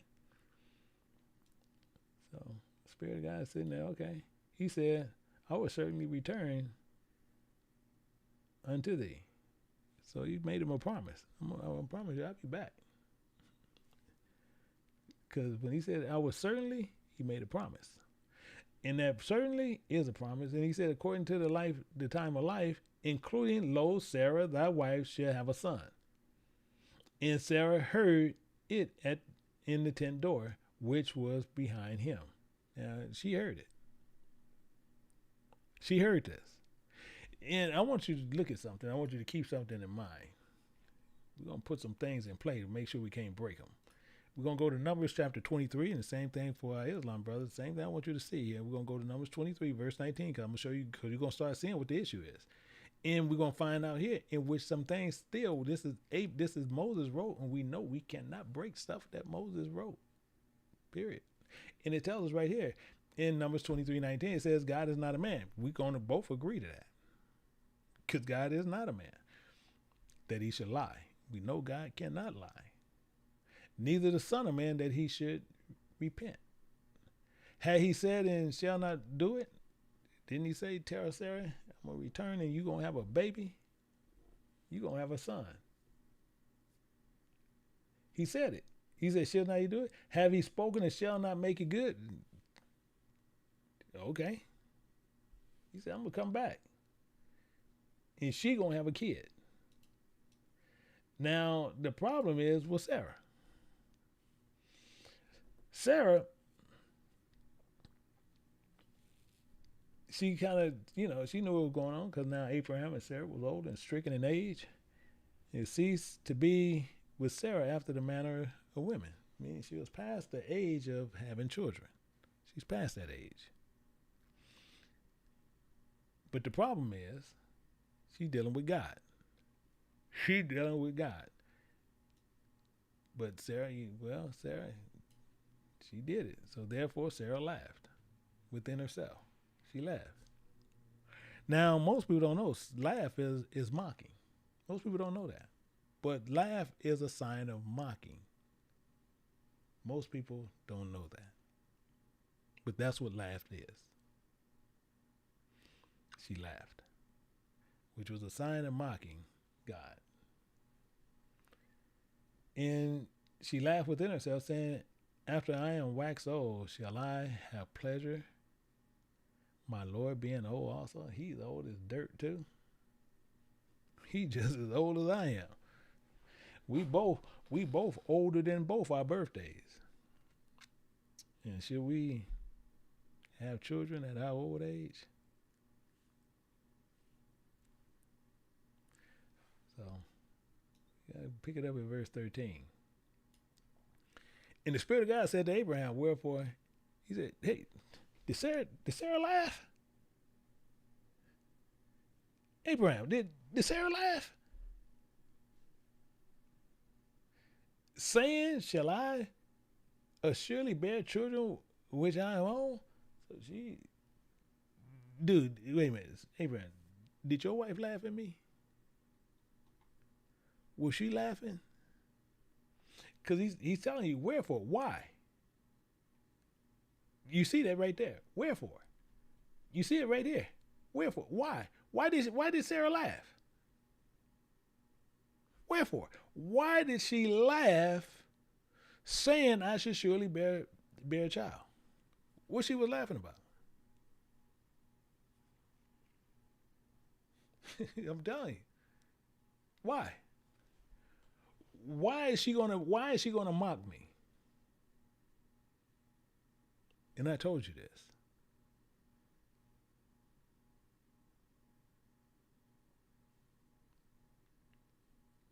I told you this. So he said,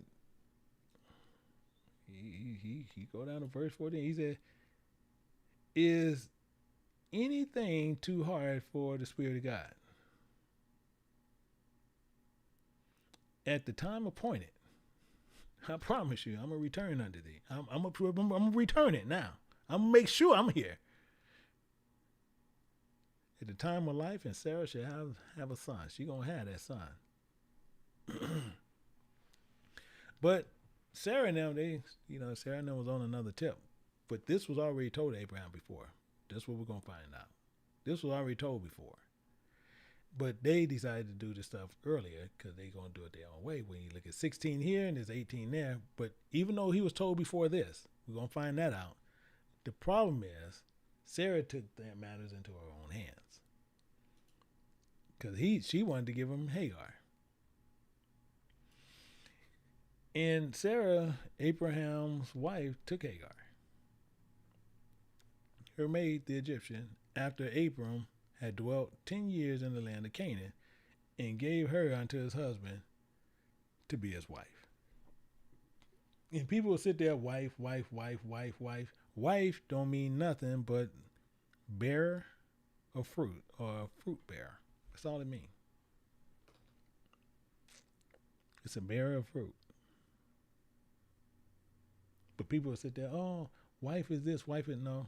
Wife is bearer of fruit, a fruit bearer. That's all it means. And to be his fruit bearer. That's all that meant. To be his fruit bearer.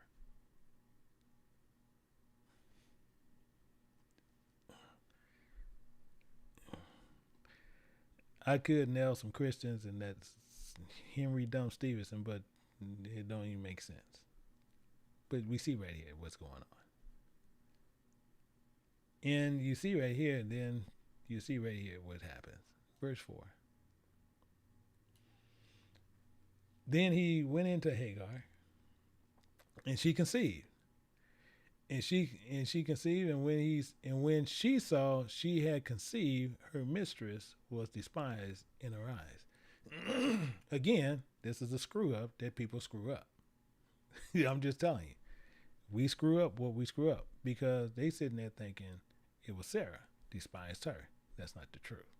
If you read it, it's telling you Hagar despised Sarah, because that's what it says. It says he went into Hagar and she conceived. She conceived, including when she saw that she had conceived,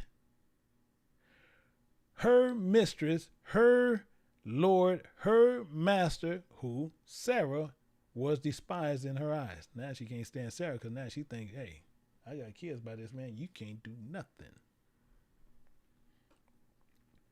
And Hagar hated her because she believed now she all that in a bag of chips. She all that now in a bag of chips. Actually, you want to tell you what? See right here, when she told Sarah said that she was restrained from having kids and going to her maid, that was a problem right there. But then she had a problem. She had a problem because after she did this, Sarah knew what was going on. Watch in verse 5. Including Sarah said unto Abram, my wrong be upon thee. My wrong be on me. Because I'm her master, I'm her Lord, but my wrong is up on me. Meaning her ignorance. That's all she's saying. My ignorance is up on me. I was stupid. I was boo-boo the fool. Do you know how many women, where men sit there even where they, because I had to just put that in there. Because men would be, well, I always wanted to have two women at the same time. You got some dumb wives. Or go out and get another woman and do that. Yeah, just stupid, just stupidity. But anyway, Sarah said unto her husband, my ignorance be upon thee. I have given my maid into thy bosom. And when she saw that she had conceived, you see how she's talking. So you see, Hagar didn't like her after that. She said, and when she saw that she had conceived, I was, not Hagar was, I was despised in her eyes. I tell you, Christians.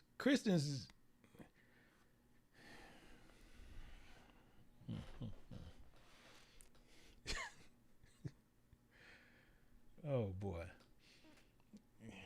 Christians on a whole nother tip, but that's okay. But I was despised in her eyes.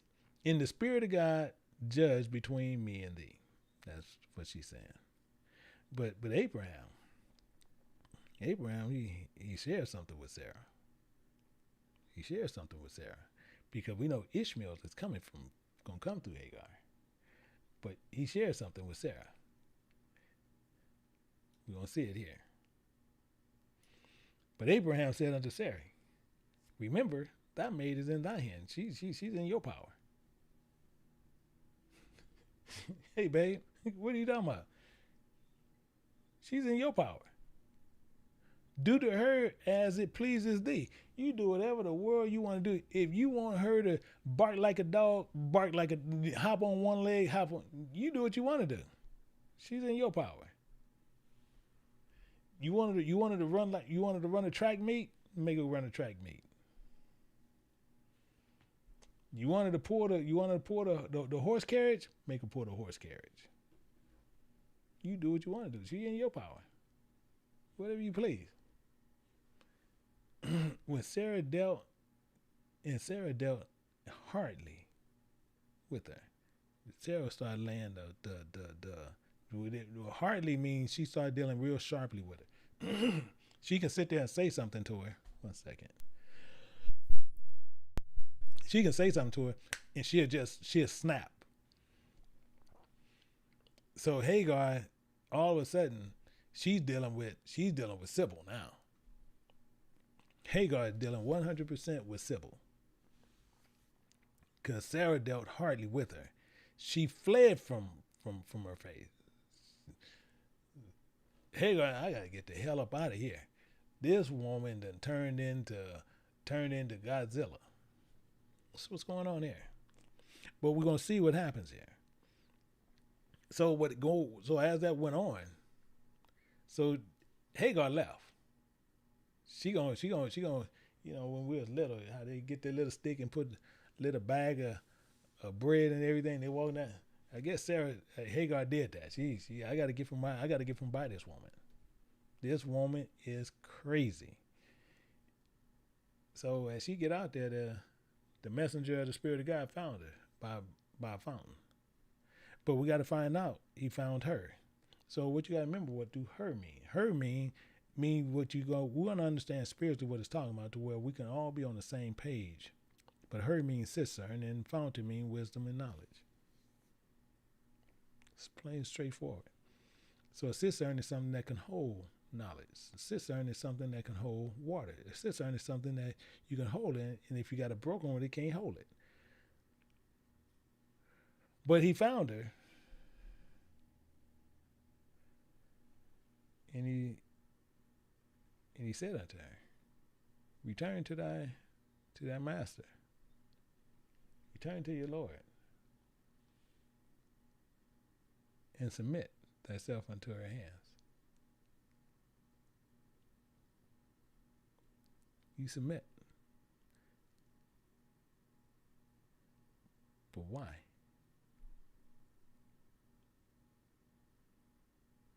want you to submit to her. Because this is what was going on. And we want to understand what was going on. We want to understand what was going on at the fountain. See, because when you see her, she's at this fountain. We can also look at the fountain, and it's telling you right up here, it's the way it's sure. Sure is actually talking about the wall. Sure is talking about a wall. So she had hit dead end. She's at a wall. And now you have a messenger coming telling you, go back to this woman and now submit to this woman.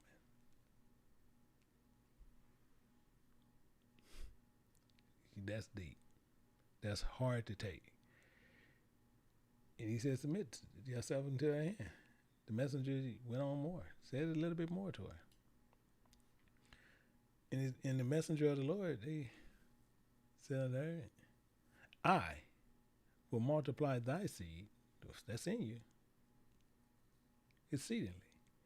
And it shall not be numbered for the multitude.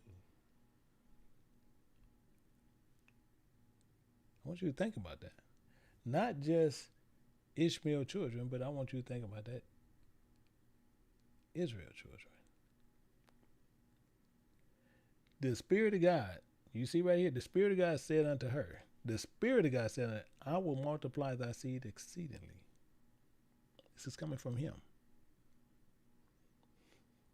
And if it's coming from him, that's not our prerogative on what he does.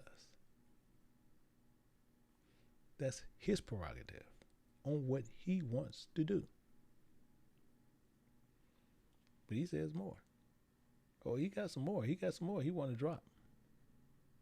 So she was at the wall because it was her own dang fault. Once she got pregnant, now she gonna sit there. She gonna probably flaunting and doing everything around Sarah. And hating on Sarah. Like, hey, I got this baby. I can do this now. I got this. I'm walking around. Yeah, you don't have anything. You can't do anything. And Sarah went to Abraham and Abraham, you do whatever you want to do with her. You do whatever you want to do. And she got checked. And the angel of the Lord, he came and got her. But he said one thing. You're not going to be able to number him. I'm going to multiply him. Now, that's all he was saying. I'm going to multiply him. He didn't say anything, but I'm going to multiply him. And the angel of the Lord said unto her, remember, thou art with child. So you with this child. And shall bear a son. Call his name Ishmael. Boom. You're going to call this one Ishmael.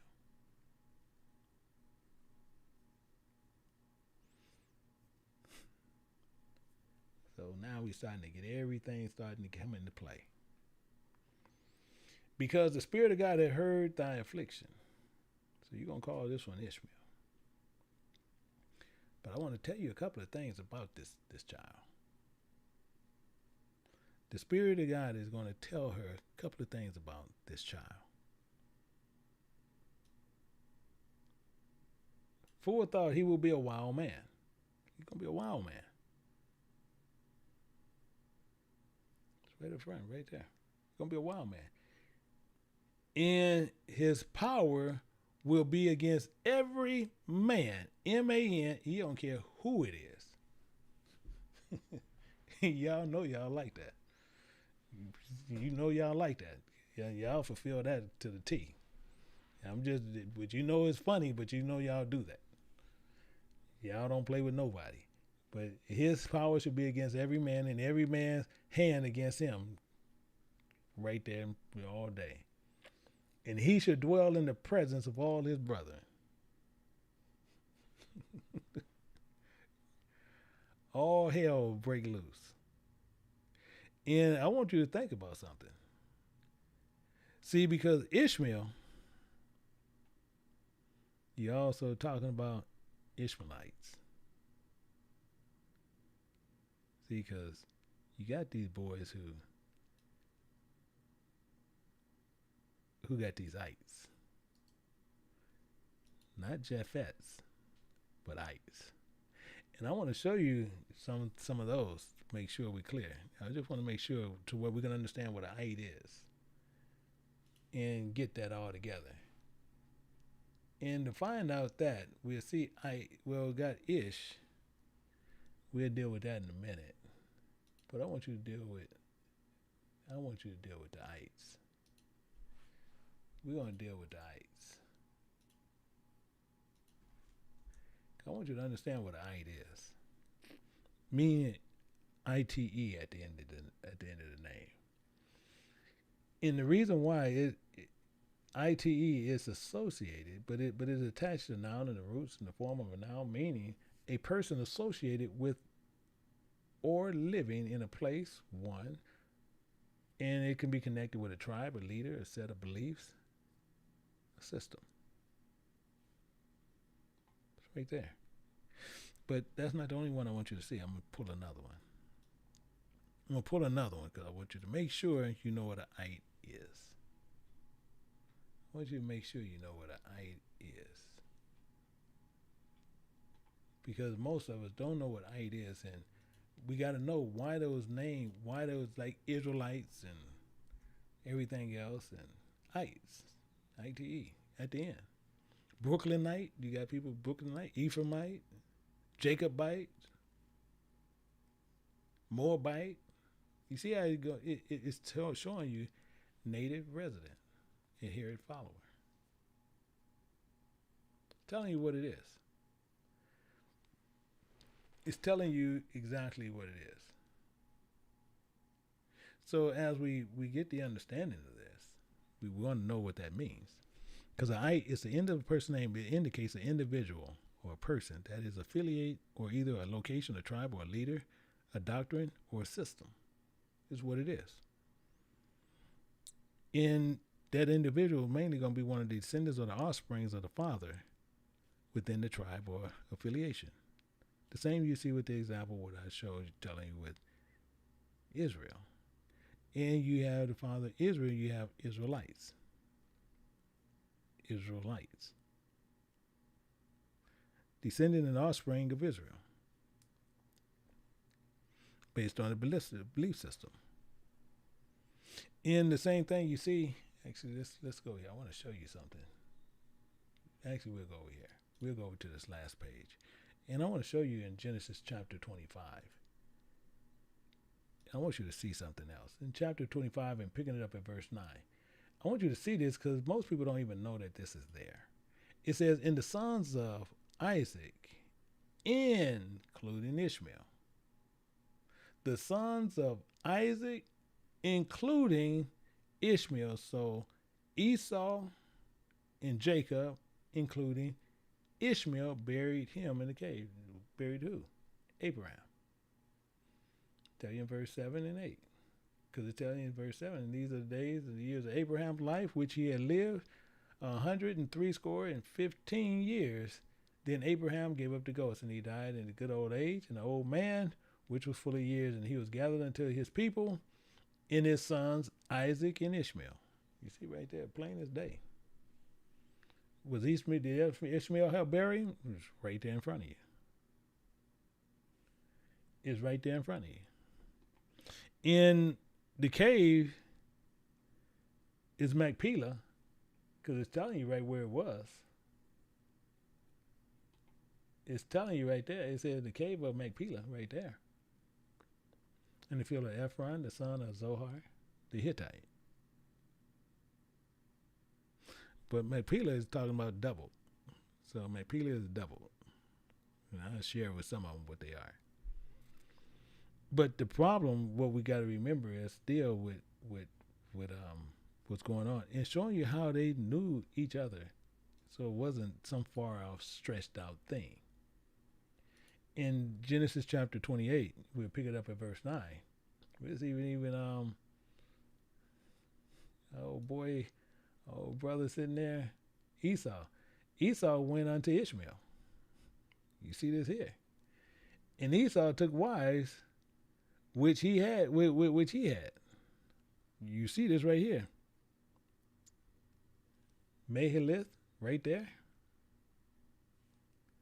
And he had another one. And that's in the daughters of Ishmael, Abraham's son, the sister of who? Nebuchadnezzar.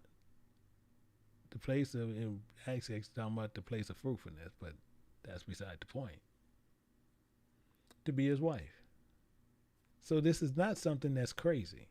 And you'll see this again, you're going to see they always was in the mix. We just didn't pay attention to it. And in Genesis chapter 37, we're going to pick it up at verse 23. We're going to see it again.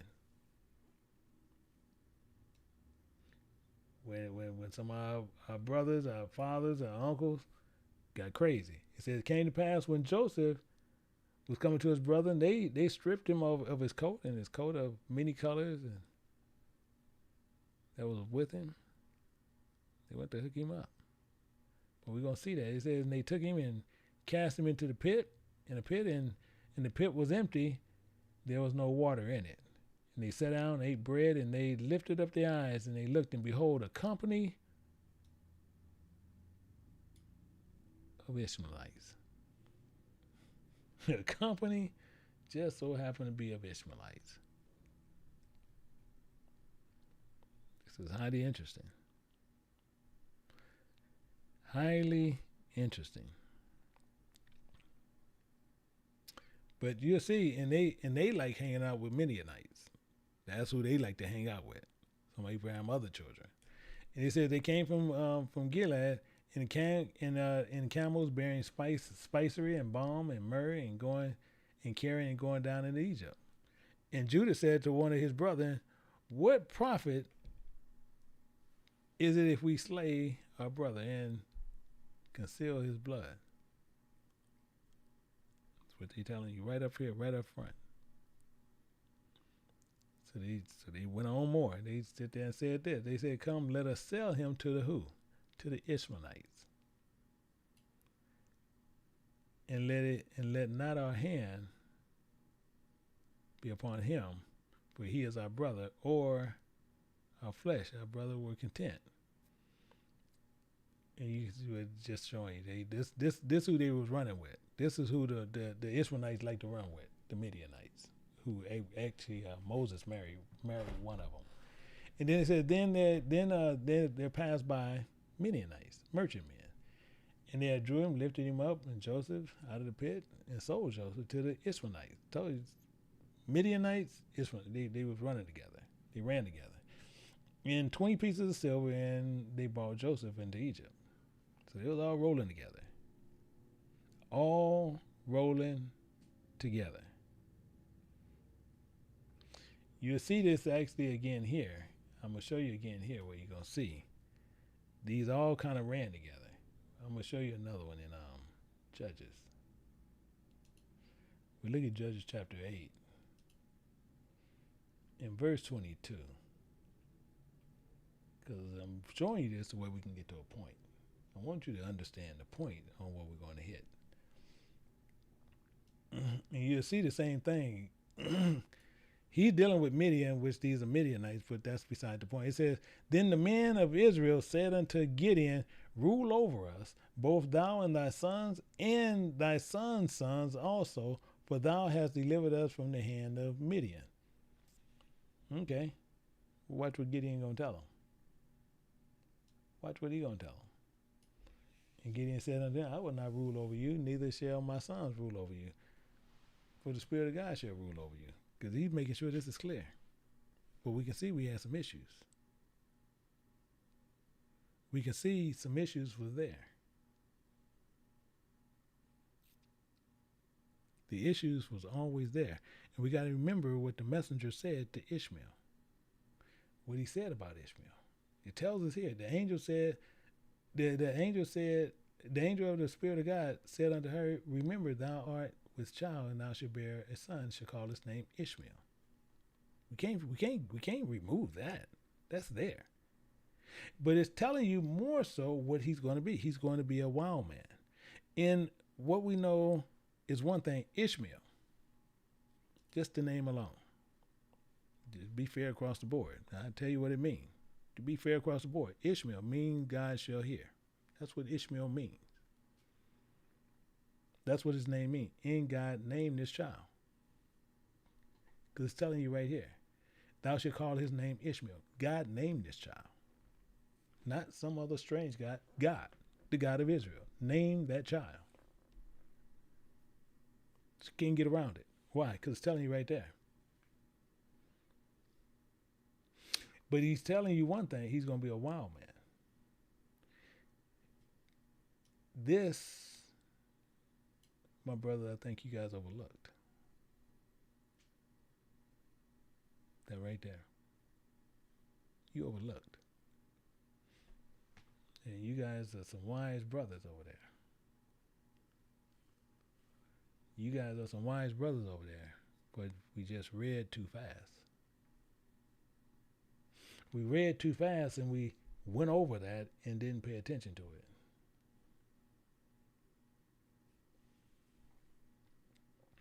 Gonna be a wild man. Meaning he's gonna be unaccustomed. Not broken. And how did this happen? We got to remember what happened to Ishmael. We have to remember what happened to Ishmael. How are you going to become unaccustomed? How are you going to be not broken? Let's look at something.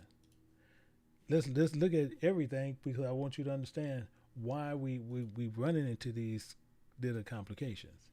And we'll see this in Genesis chapter 21, verse, we're going to look at verse 9.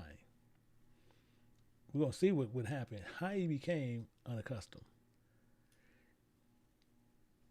In Genesis chapter 21, verse 9, it says, and Sarah saw the son of Hagar. You see how she ain't claiming nothing. The son of Hagar, the Egyptian, which she had born unto Abraham, mocking. So he's mocking who? Ishmael is mocking Isaac. They done had Isaac, and he's mocking him. He's mocking this man. Well, this young kid at the time. And he got her upset. Rightfully so. You'll see. It says, wherefore? See, this is where the issue started kicking in at. Now we're going to see where all the problems started coming in. It says, wherefore? She said unto Abraham, cast out this bondwoman, including her son. Ishmael? Yeah. He's going to be a wild man, unaccustomed. But Ishmael knows what's going on because Ishmael's about 13 years old. He done been around his daddy for more than 13 years. The same as Moses was somewhere else for 40 years, he got unaccustomed of knowing the language. So it's not crazy. Ishmael was cast out. So let's look at that a little bit closer. So he cast out this bondwoman and said for the son of this bondwoman shall not be heir with my son, even Isaac. So she even making that clear. Not be heir with my son, even Isaac. Saying just in case she might even have some more kids, he ain't getting nothing. This thing made Abraham got him upset. It says, and this thing was very grievous, was very angering in Abraham's sight because of his son. Yeah, because of Ishmael. It's upset him. I get it. Anyone should get it. Anyone should understand it and get it. Anyone should clearly get this issue here. If now she's telling you, she didn't told him once before, hey, I want you to go into her and have this child because I can't bear it. She buried this child. And now she's sitting there later on. He's just out there mocking. I don't know how bad he's been doing it or doing it all the time. I don't know what went on. But whatever reason, she got tired of it. She wanted him gone. And what Abraham going to do? Abraham going to say, okay, I'm going to go to God. We're going to go to God. We're going to get this straight. Because God says, okay, you're going to have to just suck it up. So God said unto Abraham, let not be grievous in thy sight because of the lad. He ain't talking about the woman, because of Ishmael. So he said, don't be grievous in the sight because of Ishmael. We can just remove lad because we know that's who he's talking about. Because of Ishmael. Including because of Hagar. All that Sarah has said unto thee, all that she said unto thee, hearken unto her voice, because it was your own dang fault that you went into her, and I warned you the first time. I told you I was going to make you have more children than the sands of the sea, and you still did it the other way. But we're going to find that out. So he said, so you hearken unto her voice, for Isaac shall thy seed be called. This is what we hold to. And we're going to see why. Now, we're going to sit there, and here goes something might be hard for a lot of us again to take, but we got to see what the issues is. It says, including also of thy son of the bondwoman. So also of Ishmael of Hagar, I will make a nation. So you're going to make a nation of them. He's going to make them a people. Because he is thy seed, because he's part of you. So I got to do it. I got to do that. So we need to understand this. See, it's the same as them, the same as us. I'm going to show you something even with us. I'm going to be up front because I'm going to show you us, to show you our ignorance up front. I'm going to go right here to Isaiah chapter 1, picking it up at verse 3. I'll show you our ignorance right up here. If they don't know, I'm going to show you where we are. And it tells in Isaiah chapter 1, verse 3, an ox knoweth his owner, an ass his master crib. We talking about animals. It says, but Israel do not know. My people don't consider. Yeah, we too dang ignorant to figure it out. We too ignorant to figure it out. But my key is, what about you? See, I'm showing you us. I'm showing you our downfall. I'm showing you ours. But I can pull yours also in here too. Because he speaks on you too. I'm going to show you something. I want to show you this here. Because he speaks on you. And this is the same thing here. In 2 Corinthians chapter 2, verse 8. Verse 8 and 9, we'll see this. And we're going to see this actually right here. Now, I want you to pay attention to this. Real close attention. It says, for ye know that the grace of our Creator of salvation, the anointed one. I want you to pay attention to this. Because you got caught up on a name. Don't get caught up on the name. Get caught up on what it means. It says, though he was rich. I want you to understand what's going on. He was rich. He's the firstborn.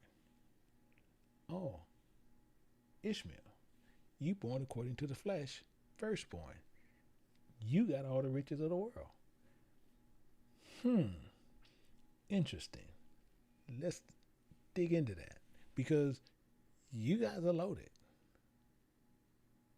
Extremely rich. See, I understand where you see they talking about the richest people in the world. they really are not.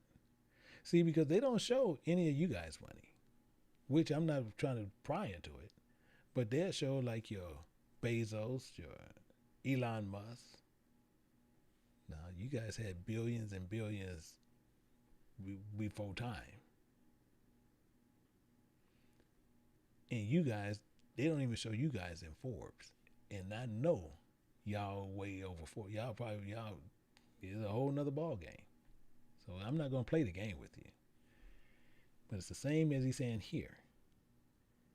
He was rich, but for your sakes, he became poor, that through his poverty might be rich.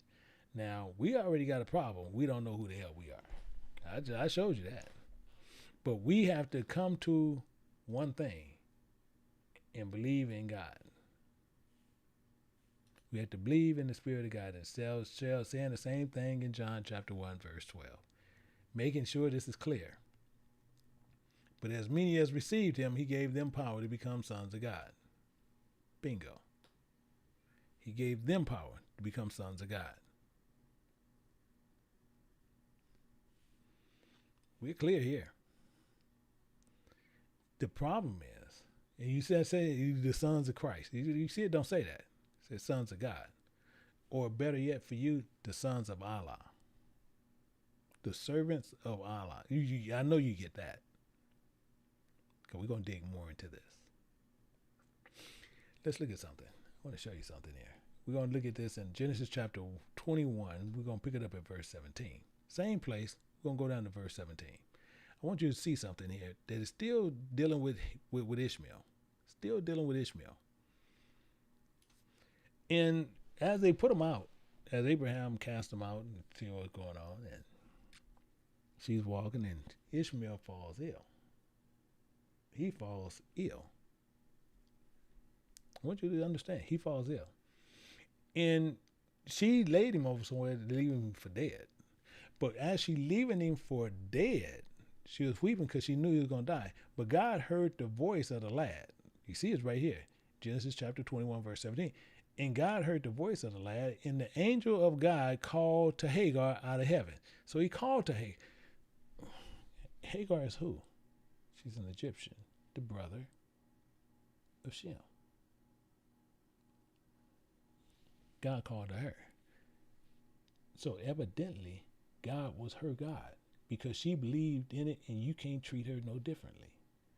He's telling you the same thing with Ham's children and us.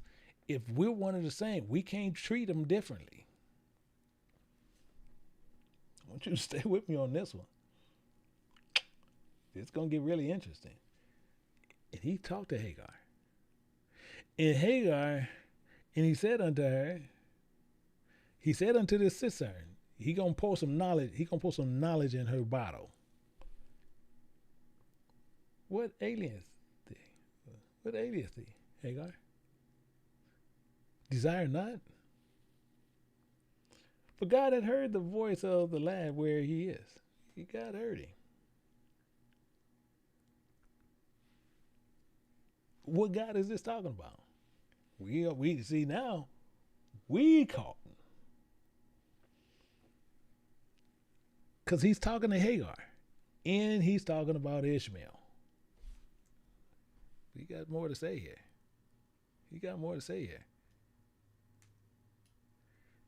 He said, arise, lift up the lad, and hold him in thy hand. I will make him a great nation. This is interesting. I'm going to show you why this is so interesting and why this is a big problem. Because this great nation, and people sit there and say, but he didn't plague them. Oh, you missed it. He did plague them. I hate to laugh, but people say, yeah, I'm going to make them a great nation. They loaded. But he didn't plague them. Yeah, he did. He did plague them. Okay. Let's go in here and let's look at this. He plagued us one way, plagued them another way. So let's look at it all together. We're going to look at it all together. And it is kind of funny. but we're talking about both of them. But it's kind of funny. And we're going to look at this in Luke chapter 18. We're going to pick it up at verse 22. Reason why, because I'm going to show you where they got plagued at. Actually, it's already here. And you'll see in verse 22, and we're going to look at that. We're going to see something where we'll go up here a little bit, and then we're going to go down. And we'll start at verse 18. Then we're going to go down. Let's do it that way. Real simple. But we really want to start at verse 22, but I'm going to go up to verse 18 to where you can see what's happening, and then we're going to dance. We're going to dance on this one. It says a certain ruler. I got to stop laughing first. A certain ruler asked him, saying, "Good master, good teacher. Good master, good teacher.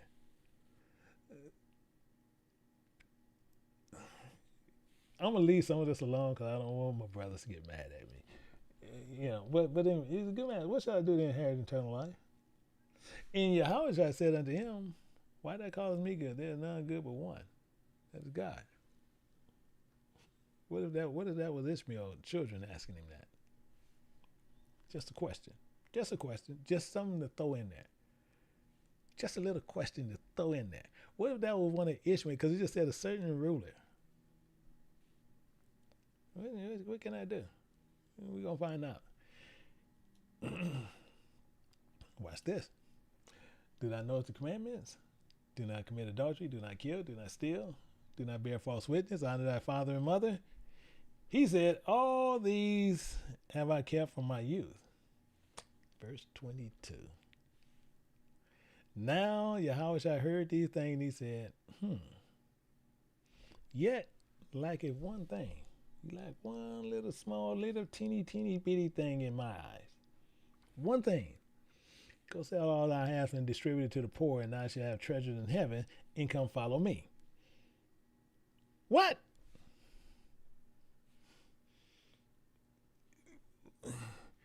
Wait a minute, hold up a second.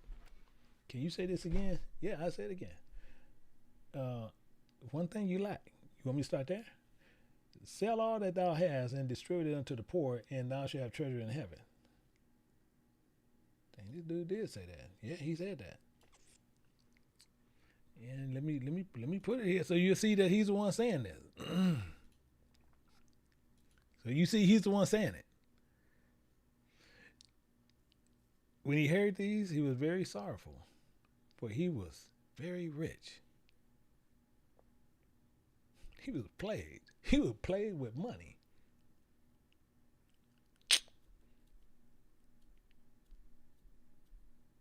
He was plagued with money.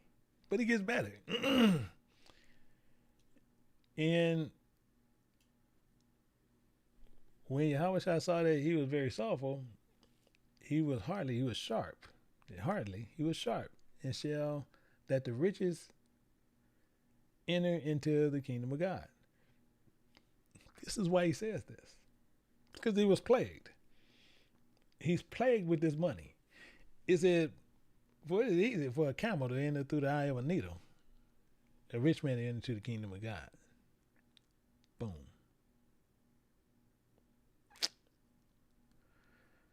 Yeah. Plagued. I even said a couple of weeks ago, it's easy for a poor person. It's easy for a poor person to get. All I got to give up is $20. I'm good. Plagued. Because we got to remember something. We got to remember one thing and never forget this. I'm going to show it to you. I'm going to show you one thing. We're going to look at 1 Corinthians chapter 15. 15 and verse 50. Now this I say, brethren, that flesh and blood cannot inherit the kingdom of God, neither do corruption inherit incorruption. The money is corrupted. You were plagued, my brother. You were plagued. You didn't get plagued, you just plagued. You plagued, we plagued. Everybody's plagued. Because we got to understand what was going on. See, the same thing. Actually, I'm going to show you a comparison. I want to show you something real quick. Real quick comparison. Let's go back over here to Genesis, and I want to show you something here. Genesis, we want to look at 15, verse 2. See, because Abraham wanted to do something else. See, because Abraham thought everything, he thought everything was going to go to Eliezer. Remember that. Watch this. Abraham said unto the Spirit, to the Creator of God, he said, would I give me seeing I go childless? And the steward of my house is Eliezer of Damascus. Remember I said we were going to find out about this? This is in verse 15. This is all the way back there. Watch this. And Abraham said, remember to me, thou givest, that's given no seed. And lo, one born in my house, he is my heir. So he's saying it's going to go to him. And he goes on more. And remember, the word of the Lord came unto him, saying, this shall not be thy heir, but he that shall come forth out of thy own bowels shall be thy heir. Now, the first one came out. We not denying that. The first one came out was Ishmael, but that was something done between Sarah, not done between God. And you see, he talks more about it. It says, and he brought him first abroad and said, look now towards the heavens, and tell the stars if thou be able to number them. And he said unto him, shall thy seed be? And he believed in the Spirit of God. Okay, but did he obey it? Because it said he believed in the Spirit of God, and it was counted unto him for righteousness. But what did he do with Sarah? See, this is how he got caught up. That got him caught up doing what he did. He wasn't supposed to do it because this was already promised to him. So if you already know that, all you got to do is trust God. Don't do anything, just trust God. And it's based on obedience, based on here. I'm going to take you right to it to where we can't get around anything. And you look at Exodus chapter 19, verse 5, you see it right here. And you see God telling us right up front. It says, now therefore, if you obey my voice indeed and keep my covenant, ye should be a peculiar treasure unto me above all people, for all the earth is mine. We got that clear. That is clear. So that's making it everything else. And then we even got more so when we go look at James, and we'll see something that's said in James chapter 4, verse 4. And this is what we don't want to be called against. It says, ye adulterers and adulterers, know ye not that the friendship of the world is a enmity with God? Because if you tie to the world, then you enmity with God. Whosoever therefore will be a friend of the world is an enemy of God. So if you're sitting there, if you tie to the world, then you an enemy of God. And this rich guy over here is why Yahushua is telling him that. It's easier for a camel to go through that eye of a needle than a rich man to enter in heaven, because he don't want to let that go. That's the problem. So it's easier. But you got to remember, Ishmael got everything according to the flesh here. And what God did, God gave him the world. He gave him the money of the world according to the flesh, not according to the promise. So he fulfilled that. But that's a curse. So it's easier for a camel or to go through an eye of a needle than a rich man. So the firstborn of the flesh is in the world. And it tells you even more so when we look at some more things here. And this is why I'm sitting there, and I want to make sure these brothers understand where we're coming from. Where we come from. I'm not speaking for not one Christian. So I just want to make sure you guys clearly get that. So if a Christian sitting there saying, come over here and Jimmy show you, I'm not talking for them nowhere. They're some of the dumbest people walking the face of this earth. And they don't know what they're talking about. We talking about followers of Christ. That's who I'm here showing you what the issue is. And you'll see right here, even where we see this here, firstborn according to the flesh is what went on, the same thing with Esau. The same identical thing with Esau. You see it says, lest there be any fornicator or profane person comparing Esau for one morsel of meat sold his birthright. Because something that was according to the flesh, he sold it. That's craziness. But it even tells you more. For he would have afterwards, it's telling you right here, he still would have afterwards, he would have inherited the blessing. He was rejected and found no place for remembrance, though he sought it carefully with tears. I don't care what you're doing now. You ain't going to get it. You ain't going to get it. That's it. So we have to understand what's going on. And we got to remember the things of the flesh is what people are going to seek. See, some people are going to seek the first thing in what they want in life. And that's not the first thing. It's the wrong thing, because the first thing is the Esau. That's of the world. The second one that's coming behind it is Jacob. That's the promise. Let's look at this a little bit closer. Let's go to 2 Teresa and put it a little bit closer. Chapter 6 and verse 9. 6 and verse 9. And it tells you right here, telling you the same identical thing. For Esau is the end of the world. Esau is the end of this one. When we're going to end this one here in what this is going on right now, Esau. People, that's why I say camps, Christians, they're going to tell you all kind of stupidity, ignorance to the unreal. Esau is the end of the world. You have an Esau and Jacob who came from a Hebrew, and then they're going to sit there and they put it on something else. It's craziness. But Esau is the end of this world, meaning the warning in the works of the flesh is the end of this world. This is what's going to end this world because it's works of the flesh. It's sin. Those things and money and everything is works of the flesh. That's the end of this world. It says Jacob is the beginning of it that followeth. The things of the promise. The things of the promise. So this is what the thing is. So now we in this world, and we got to understand in this world, we can be tempted by many different things. And now we have a problem because people who have a bunch of money and stuff like that, boy, it's tough. Same as us. So we both plague. And this is even why his disciples even said this. And we're looking at verse 26 over here in Luke chapter 18, verse 26. Watch what they say here. And they that heard it said, who then can be saved? Who in the hell can be saved? Who in the world can be saved on this? Because you have some people who just love things of the flesh. That's craziness. That's craziness. And Esau represents the world.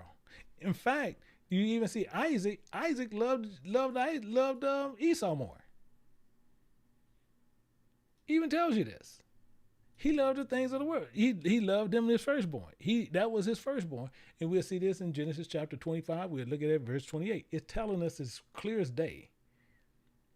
When they was born, it's telling you Isaac loved Esau. It's right up front because he ate of his venison. But Rebekah loved Jacob. She loved what was coming behind that. Why? Because she was already knew what was going to go on because God already told her what was going to go down.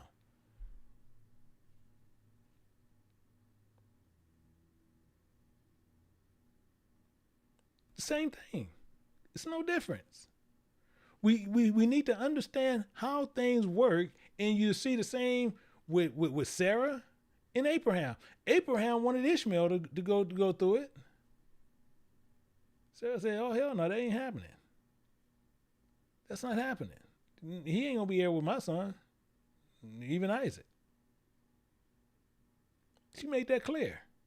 We'll see in Genesis chapter 21, verse 12. We'll see something here. And you see, as he said, right here, he said, and God said unto Abraham, let not be grievous in thy sight because of the lad, because of the bondwoman, and all that Sarah has said unto thee. Hell no. He ain't gonna have a stitch of nothing here. He ain't getting nothing here. But he said, hearken unto her voice. For Isaac shall the seed be promised. He's telling you right there, shall the seed be called. It's going to be promised through him. Through him.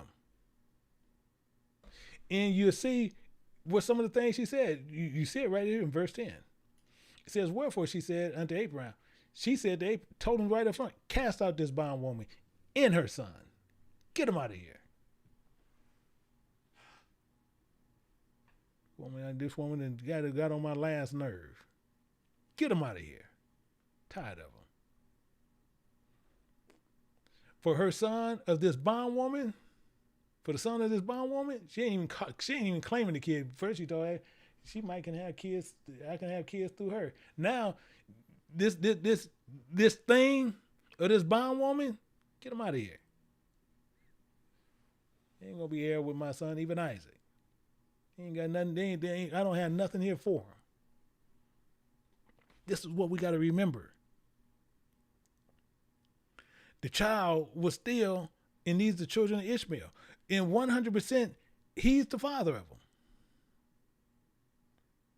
And then we have the problem where people will sit there and they'll talk about what's going on. What is going on? Because with Abraham, and then people will sit there and have a problem with Abraham.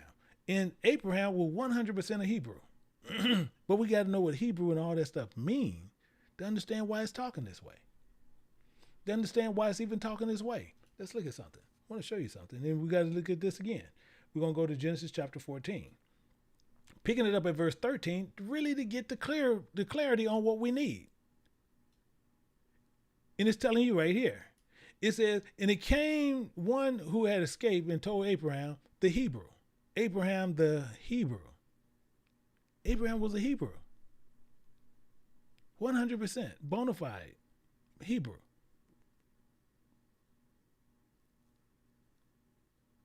And when you want to understand how this works out, that makes Ishmael a Hebrew. I don't care how you look at it. Actually, I want to pull something. Show you right here, Numbers 118. 118, it tells you clear as day. And they assembled all the congregation together in the first day and the second month, and declared the pedigrees after their families by the house of their fathers. Abraham the Hebrew. You got Hebrew Ishmaelites. I don't care how you look at this. I don't care how you flip it. They're Hebrew Ishmaelites. But we're going to find out what the issue is. We're going to see what the 100% issue is. And the problem is, you see this here, and we got these things going on. This is why we're trying to find out everything over here in Genesis and getting a lot of stuff straight. In Genesis 28 and verse 20. 28 verse 20. How did Jacob get the promise? Jacob vowed a vow, saying, if God be with me and keep me in this way that I go, and give me bread to eat and raiment to put on, so I come again to my father's house, then shall the Spirit of God be my God. That's how he got called Israel. This is why he was Israel. This is why you still see, even when you get to Genesis chapter 49, verse 1 and 2, it tells you this. It says, he called his sons and gathered them together, and that I may tell you what be befalling you in the last day. Gather yourselves together, and hear, ye sons of Jacob, and hearken unto your father Israel. Hearken unto him. But it's a peculiar thing that Yahushua said that I want you guys to pay real close attention to. This is both sides. This is both sides. We got to pay attention to this. We have to pay 100% attention to this. We're going to see this, and it's found in John chapter 10. It's penned in verse 16. Let me pour this in there. You see he's saying this, and that's why I want to make sure you see this. In verse 16. Yahushua or Jesus, whatever one you want to use, you see it right here. Yahushua is telling you something that is clear. He says, as the Father knoweth me, even so knoweth I the Father, including I lay down my life for the sheep, including other sheep I have. What do you think I'm talking to you? I'm not here to do no harm to you. Other sheep I have, which are not of this fold. You're not part of Israel. They're under Jacob. You're under Ishmael. You're the other fold. nothing we can do about it. But I have to still warn you. I have to still warn you. But it's nothing we can do about it. It's other sheep of this fold. Them also I must bring. I'm commanded to. I got to warn you of this. I got to warn you of this. Including they shall hear my voice, and they shall be one fold and one shepherd. See, and some people always used to say, and I tell people all the time, something go down, I don't have no problem with Ishmael children. None. Never did. Never speak ill will. You can't find not one video where you ever see me speaking ill will of those brothers. Ever.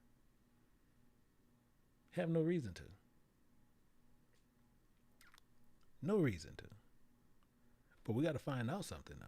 We're going to be finding out something as we're going down through here. Because we're going to find out where the problem is. We're going to find out where the problem actually is lying. And we got to understand what he's telling. If he's sitting there, you got other sheep of this fold.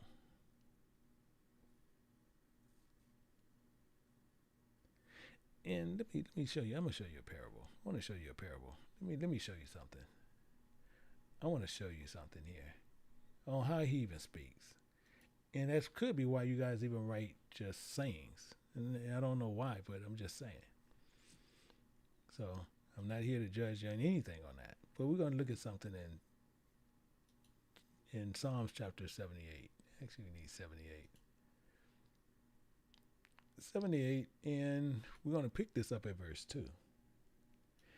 Because, and the reason why, you're going to find out why I'm doing it the way I'm even doing it. Because it's going to explain why. He said, I will open my mouth in a parable. I will utter dark sayings of old. Because this is how he's going to talk to us. And I'm going to show you why you guys is going off. Because I'm going to prove that to you. But let's look at something in Matthew. I want to show you something in Matthew. And we're going to get this and we're going to put it all together. In Matthew chapter 13, picking it up at verse 35. And he speaks here, which is being said here. It says that it might be fulfilled, which was spoken by the prophet, saying, I will open my mouth in parables and other things which being kept secret from the foundation of the world.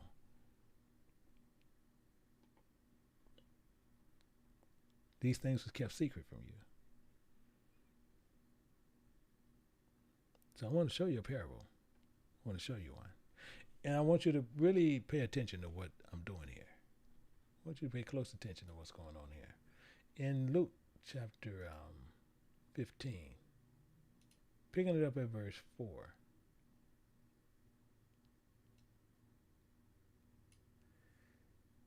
What man of you, having 100 sheep and lose one of them, doeth not leave the 99 in the wilderness, and go after that which was lost until he find it? That's interesting. That's interesting. The reason why, because he had 100 and he lose one, and he goes after that one. In the wilderness. He left one to go after that one in the wilderness. 99 in the world go after the one which is lost.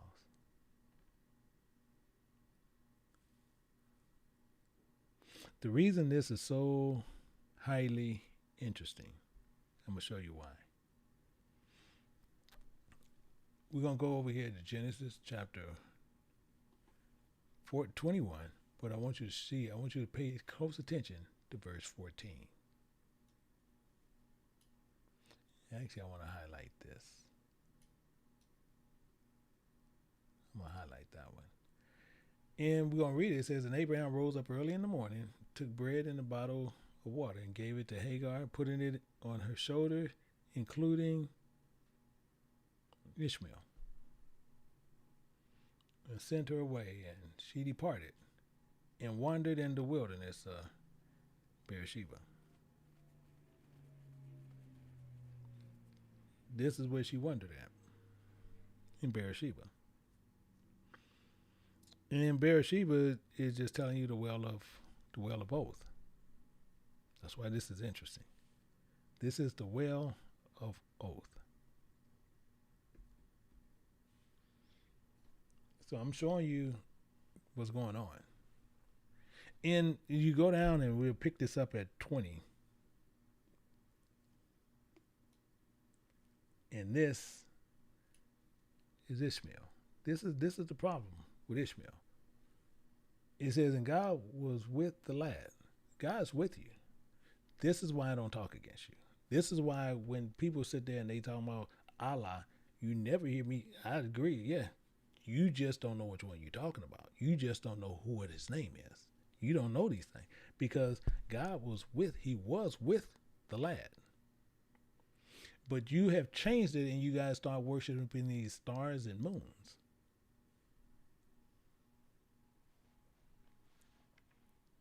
Why? Why did you do that? You was with your father for more than 13 years. Joseph did it. God was with you and he grew, but he dwelt in the wilderness and became an archer. This is the problem. Archer means a breaker of the bow. Breaker of the bow. I want you to think about that for a minute.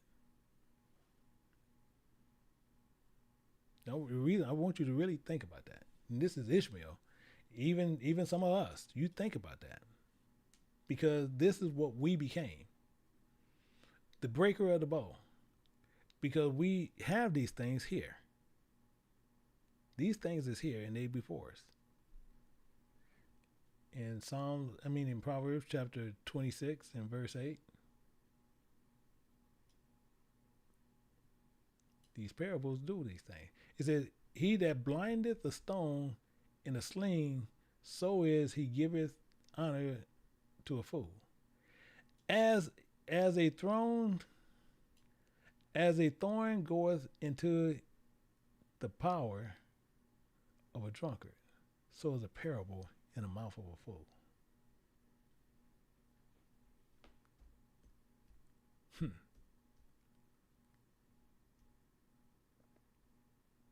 He just gave you a bunch of money. And what are you doing with it? It says, the great God hath formed all things, both rewarded the fool and rewarded the transgressor.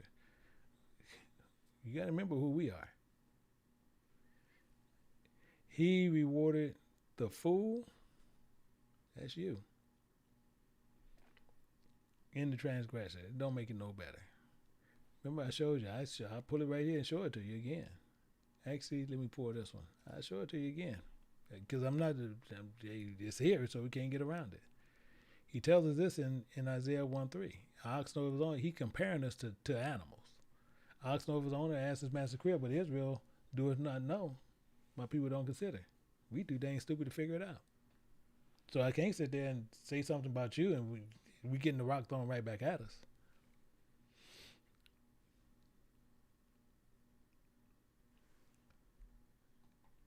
We're both lost in this world. And you became an archer. You became the archer. Why is that? Why did you become an archer? See, that becomes the question. That becomes the question.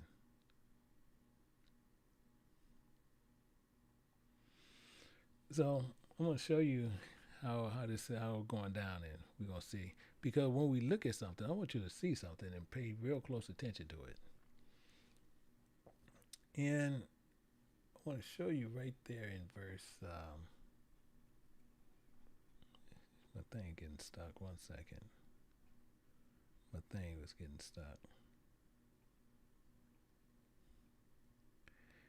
And when it's telling you to remember about this, what we were doing here in Luke. Actually, why my thing start messing up again? Start messing up again. Come on. There we go. So we go back to Luke chapter 15. And now we can get over there and look at verse 7. Because he's telling us right up front.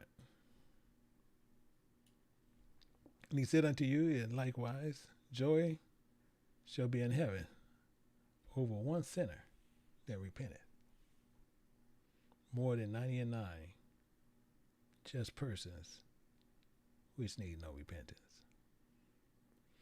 And we got to remember where you were. And I want you to understand a couple of things. One, you calling yourself Arab.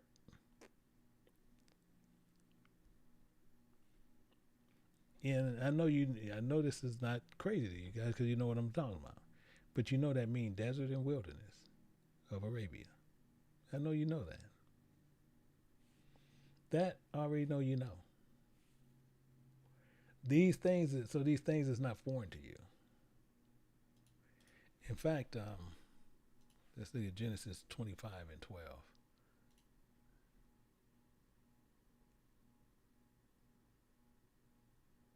And just to show you some things. It says, now the generation of Ishmael. So it's showing you right here. The son, Abraham's son, whom Hagar, the Egyptian, Sarah's handmaid, bare unto Abraham. Well, we can't sugarcoat this. I'm not going to try to hide that from you.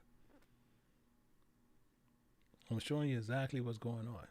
And we got the first one, his firstborn.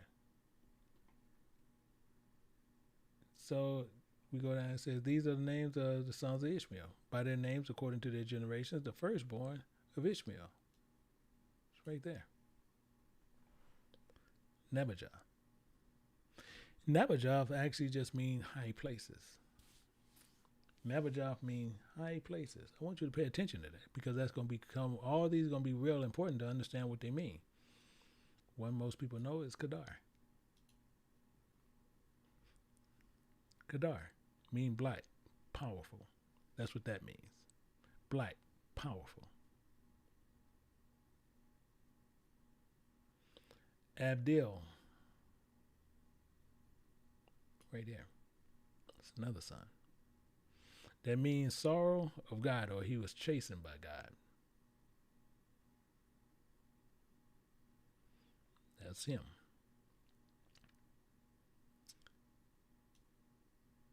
You have another son. You have Mimsam. This one means sweet odor. His name is a sweet odor. Sweet smelling. Sweet odor. Why? And we're going to be finding out a lot of stuff later. We have Mishma. The correct way, and that's hearing, the fame. This one is another one.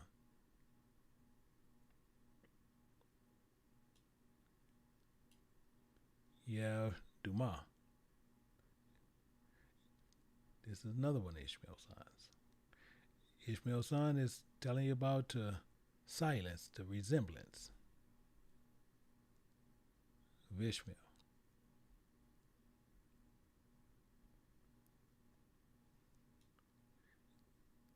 You have another one here.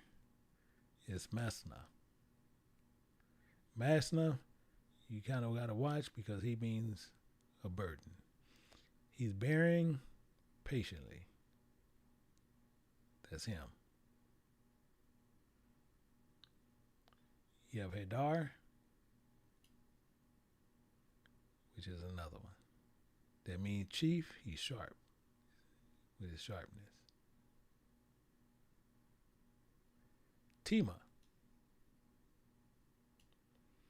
We're going to find out something about him. He's the southerner. He's the until region, but he called more so is known as the sun burnt. That's one we're going to have to watch because we're going to learn something about him. He's quite a different kid.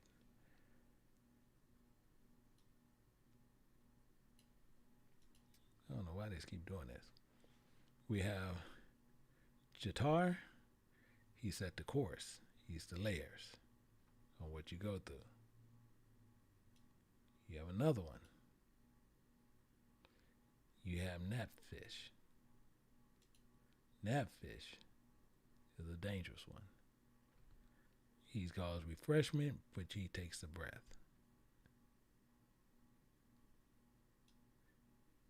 And you have the last one right there. Kedema, mean eastward, to east. But just as I said, the one you pay attention to is this one. That's your dangerous one. Tama. And the reason why you have to pay so much attention to what names are, because it tells you a lot of information behind the scenes. It gives you a lot of information behind the scenes. This is what it does. And we need to understand what these names mean behind the scenes. But as I told you, Tamar, we have to watch. He's dangerous. And I'm going to show you why, and I'm going to prove to you why, and why he's embedded in here. We just didn't see it. And I'm going to take you back over to where they love to go to. You see, and they know it's there. Mind you, our brothers know it's there. And we'll look at this in Isaiah chapter 21, picking it up at verse 14. And they know it's there.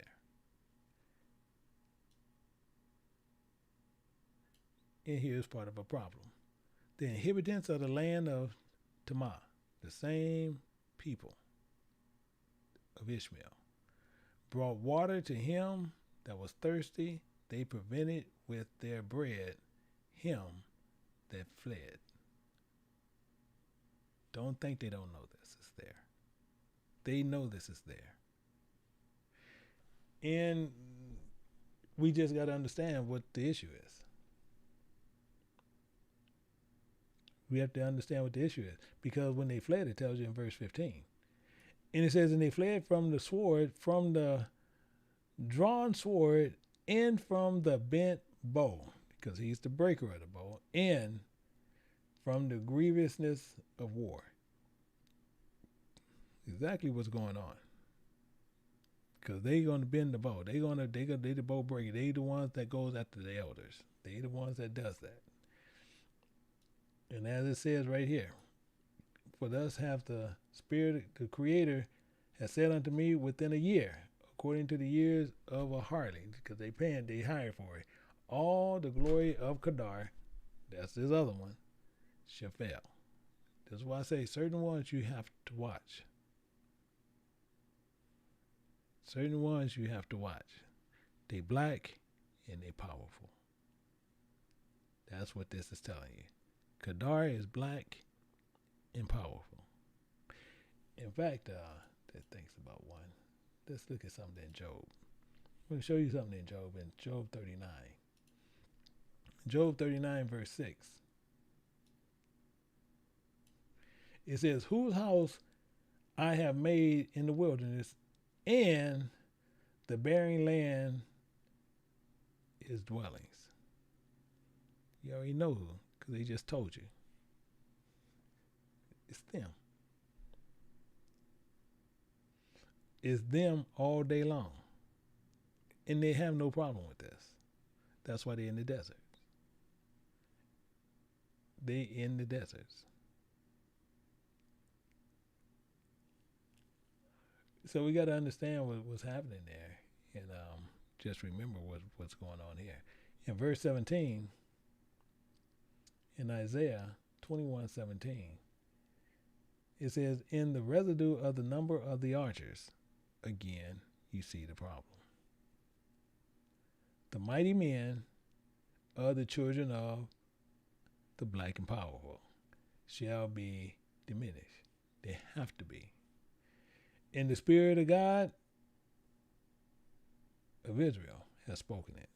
So he's going to make sure it's going to happen.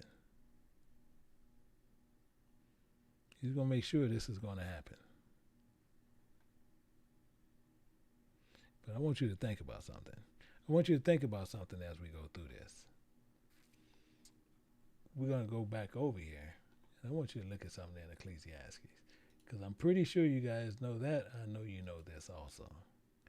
In Ecclesiastes chapter 5, picking it up at verse 13, we're going to move down and we're going to see something else and see what's going on there. We're going to go down. It says, there is a very sore evil which I have seen under the sun, namely riches, kept for the owners thereof for their hurt. Remember what I told you? That's what it's there for. That's what it's there for. It's going to get you caught up. It's there for your hurt. You're going to get caught up with that money. I always try to say, get rid of it. Because you sit there and you put that at your forefront, you're going to get caught up. But he gets on more. It says, but those riches perish by evil travail. Exactly the point. Travail means the torments, the painful labors. And it tells you more. And he begetteth a son. Now, actually, we're going to tell you what. I'm going to break some of this down for you. Begetteth. Okay. We want to understand the difference. And hopefully I can have the sisters put that in there. I want you to understand the difference here, because I want you to understand the difference between begetteth. And but it's saying the son, there is nothing in his hand. But I want you to understand this, to where we can see and we can go through as we go through Scripture even later. I can go ahead and explain this. Should be able to explain it pretty quickly to where we can move forward. But mainly what this is talking about, begetteth, and to show you mainly with how people look at Scripture, is this. Begetteth, meaning beget. So if you beget, I want you to understand beget, B-E-G-E-T. You'll see this even in the Bible. And this is why I want you to kind of understand it, to where once we move forward, you can you'll know where I'm coming from when I talk. But begetteth is telling you something. It's a present tense. It's present tense. So it's talking about something that's present tense. And when you begat, B-E-G-A-T, is became, in its past tense. You have one, the first one, beget, is present tense. Begat is past tense. Just want you to understand that. So when we go, that's why you see this one begat, this one begat, this one begat, something that already happened. That's why it's telling you past tense, just so you can understand. So when we get that, we'll understand what's happening. And it's saying begetteth a son. So he's talking about something he's going to do. And there is nothing in his power. In verse 15. And he coming forth his mother's womb, naked shall he return and go as he came. Because no matter what you get here, you still going to leave here with nothing. I don't care what you get here, you still going to leave here with absolutely nothing. Same thing what it's telling you here. And it says, for the laborers, and you may carry away in his power. Verse 16. And it tells you, and this also is sore evil in all points, as it came, so shall he go, and what profit shall he have labor for in the wind?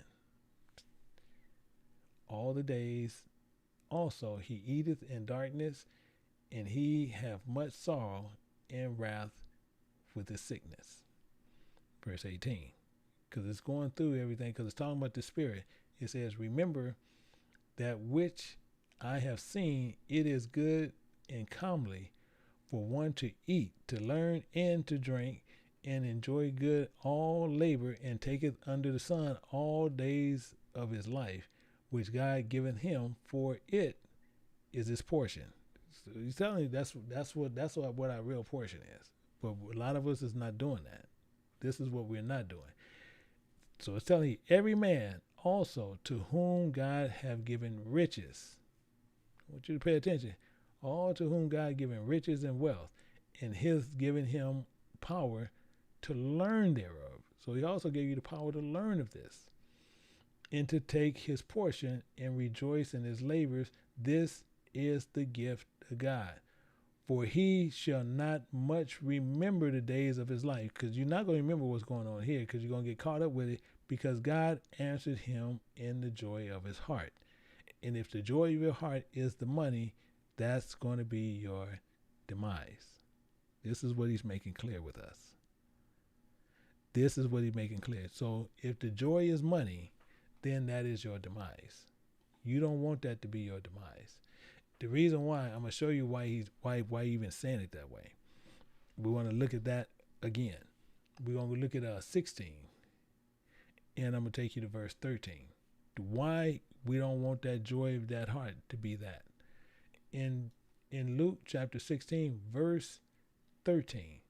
Because he's telling you, no servant can serve two masters. If you sitting there and you already saying that you want to be submit to God, as we looked at the Quran earlier, it's telling you that you want to be in complete submission to God, and you can't serve two masters. Either you're going to hate one and love the other, you're going to hold the one and despise the other. You cannot serve God and mammon. You cannot serve him in the world. It's not going to happen. This is why we got to make sure we do what we're doing. We got to hold to what we know. We got to hold to what we know. So this is part of the point. So when you get there, you remember some of the things what some people are going to always come up with in the same thing here. You go over here to James chapter 2 in verse 23.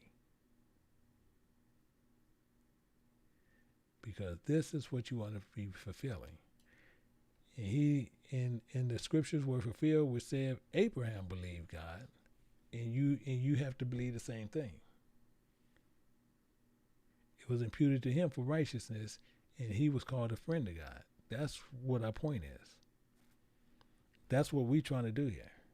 That's what you want to make sure you get here.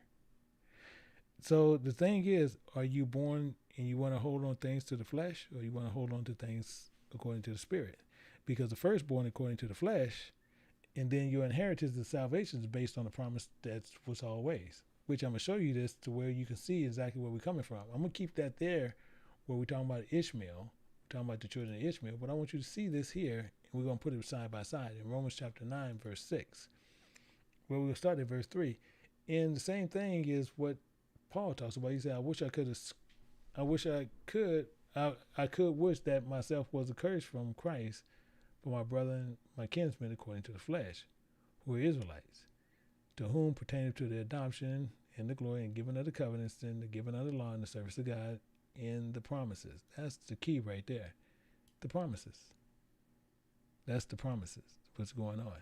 And we got to also pay attention to which we also got to remember, because we got to know what the adoption is. These things we need to know, because adoption is talking about Shiloh, who right it is. And you guys have a right. So this is what this adoption is. That's Shiloh.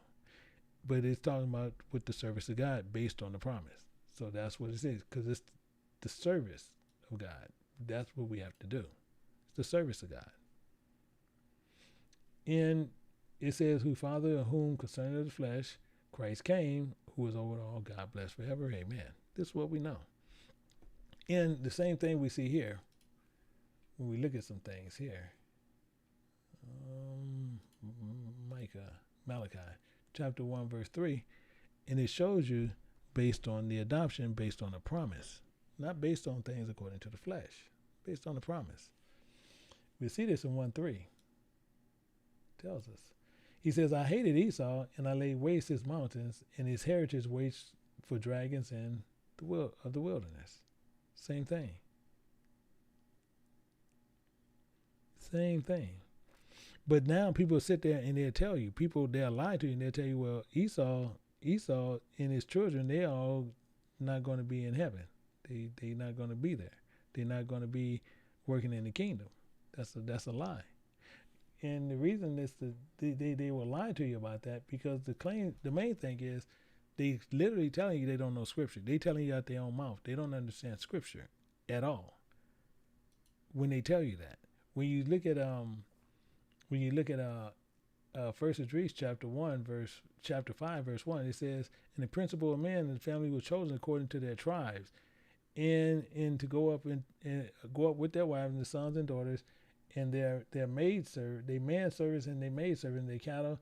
And they, watch this. It says, and Darius sent with them 1,000 horsemen till they brought them back to Jerusalem safely with the musical instruments, and tabrets and flutes. And all their brethren played, and he made them go up together with them. But I want you to pay attention what he's getting ready, what we're going to be seeing in 1 second.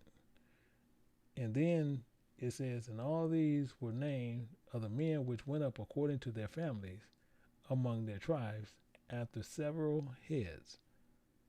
Why am I here? Because I want you to focus on when we get down to verse 29. Because verse 29 is going to tell you more. Because this is telling you about a lot of different ones who's going. The servants of the temple. I don't have to say no more. The sons of Esau. They had some of those were servants in the temple. This is why I tell you, these camps, they crackheads, because it's telling you this is right there in. I don't know how they get people to look over it. I guess some kind of way. And this is there. This is right there. But somehow they get them to look over it. But now going through here, it says, not as though the word of God is taken on effect, for they are not all Israel which are of Israel. But it's telling you, neither because they are the seed of Abraham are they all children, but in Isaac, which was the promise, thy seed be called. Because he was of the promise. He wasn't according to the flesh. Remember, the one of the flesh was the one that Sarah did. Remember, that's what Sarah did. In fact, I want to keep some of this here to where we can keep that blend side there. I want to keep that there to where we can understand the blend side. We're going to look at Genesis chapter 18 and look at verse 10. Because we got to remember here, this is the promise.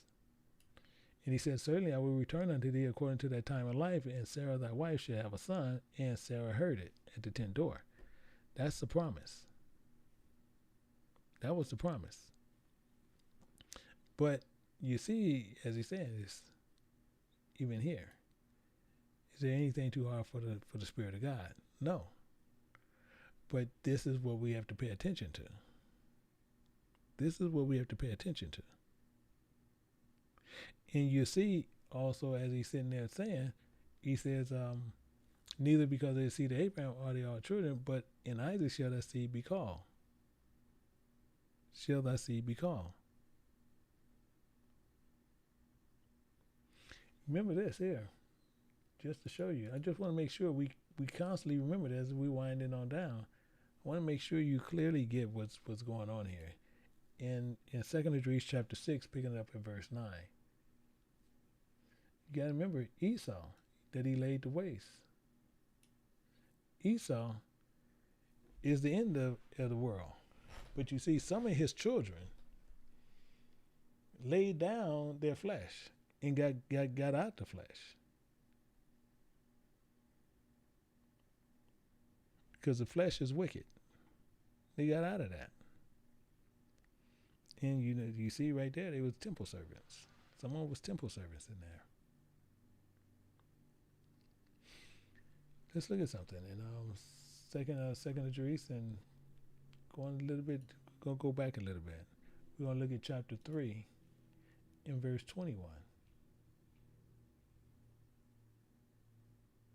Remember this? It says the first Adam was bearing a wicked heart, transgressed, and was overcome, and to be all that are born of him.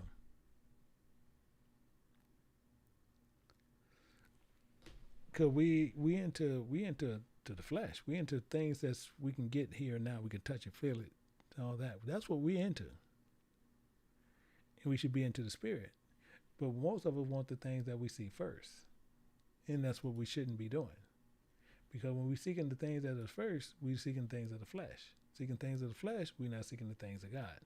In 1 Corinthians chapter 15, verse 45, in making this again clear for us. Because it's written that the first man, Adam, was made a living soul. The second man was made a quickening spirit. So which one are you going to choose? Which one are you going to choose? That's the catch. Which one are you going to be looking for? See, this is why it's so hard for a lot of us to see what we're going to do with this. Remember this, in some of you guys, hopefully you guys will get this. I want to show you something. And I want to make sure we get it. I'm going to show you something in Wisdom of Solomon. And hopefully everybody gets this. We're going to go to Wisdom of Solomon chapter 4 and verse 13. I want you to see something. And I want you to understand what he's saying here. It says, being made perfect in a short time fulfilled a long time. Being made perfect in a short time fulfilled a long time. The reason it's saying that, the reason I want you to see this and understand what this is saying. See, as it's telling us even over here, and actually want to go down here, for this is the word of promise.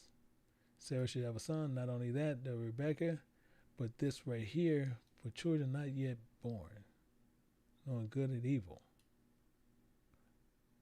But the proposal of God according to election might stand, not of works, but of him that calleth.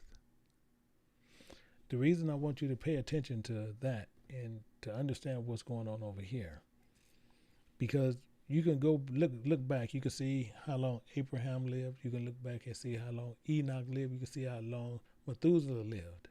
You can look at how these people lived. They lived not up to 100 years. They lived few hundreds of years. But now same thing. Enoch walked with God for how long? For 300 years. He was 365 years old before he died.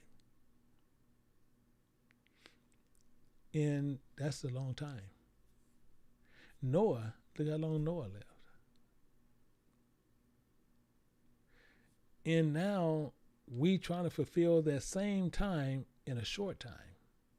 So we got to be made perfect in this short time to fulfill the long time. This is what we have to do. That's why it's saying that being made perfect in a short time fulfilled a long time. For bewitching of the naughtiness do obscure things that are honest, and the wandering of concubines do undermine the simple mind. This is why we don't have time to play games. But people like to come and play games and do things, but we have to understand exactly what's going on. This is not just for them, for us, this is for all of us. It says, it was said unto her, the elder should serve the younger. So the elder is the one who, wherever they ruling. So the elder here is Esau. The elder in the spirit world is Jacob. The elder in Isaac and Ishmael, according to the flesh, is Ishmael. The one according to the promise is Isaac. He's the elder. So it don't matter. But you want what's coming second. It's the same thing as, do you want to eat your cake? You know, people will say, well, I'm going to eat cake. I'm going to eat cake. But then first thing you do, you eat your food first. You eat, you learn first, and then you get your cake.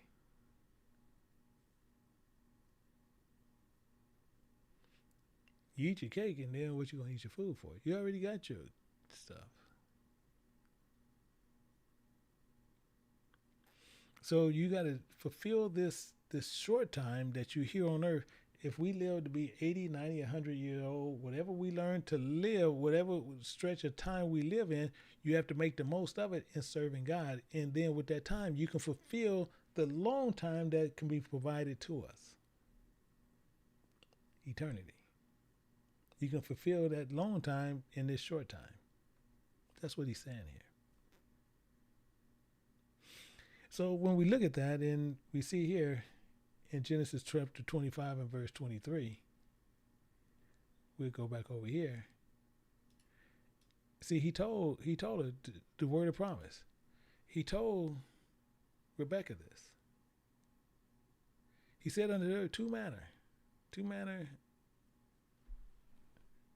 nations are in thy womb, two manner of people shall be separated from thy bowels. You're going to have some who are going to live according to the flesh. You're going to have some who are going to live according to the promise.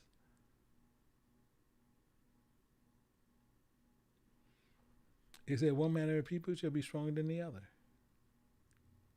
and the elder shall serve the younger. In this world, we the younger. In the world to come, we're the elder.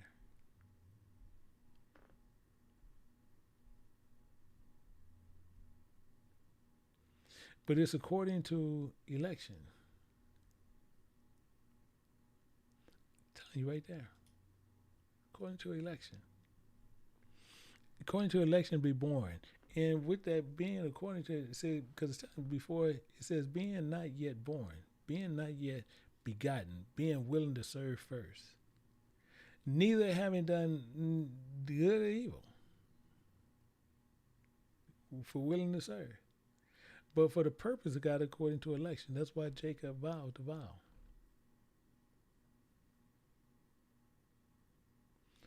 Why do you think he says this? Why do you think Yahweh says this? Actually, we want Mark. Why do you think he says this here? We can sit there and say whatever we want. But in Mark chapter 10, verse 25, why do you think he's saying this? It's easy for a camel to go through an eye of a needle than a rich man to enter into the kingdom of God. Why do you think that's said?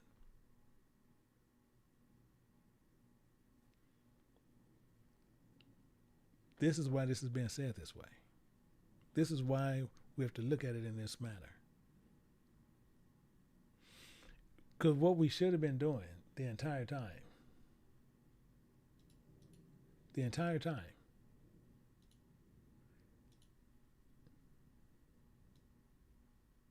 Romans 12:1, I beseech thee therefore, brethren, by the mercies of God, that you present your bodies a living sacrifice, wholly acceptable unto God, which is your reasonable service.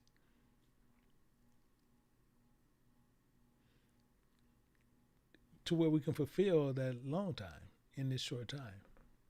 The quickest way you can fulfill something is the one who knows how to fulfill it. That's the one we should, that's the easiest way to do it. Verse 13 in Romans chapter 8. If you live after the flesh, you shall die. If you seeking the things of this world, the things of the flesh, things you can see, you will die. As if through the Spirit you do mortify the deeds of the body, you should live.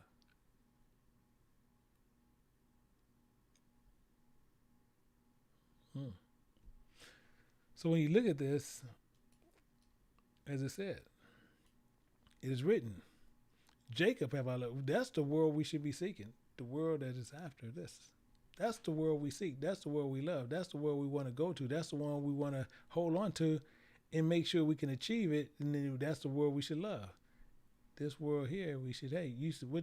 What do you love about here in its killing, thievery, lying? You name it, it's here. And you love that? Can you truly say, yeah, I love when I look at the news and people are getting killed.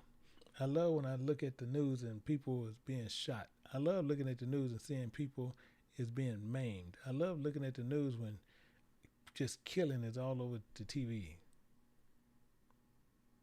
I love it when I'm robbed. I love it when I'm raped. I love it when I always just get into commotions with people. I just love that. Really.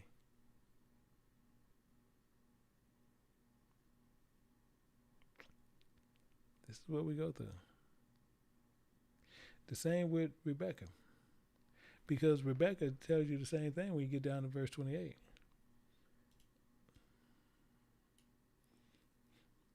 Isaac loved Esau. He loved the things of the world because he ate of his venison. But Rebecca loved Jacob.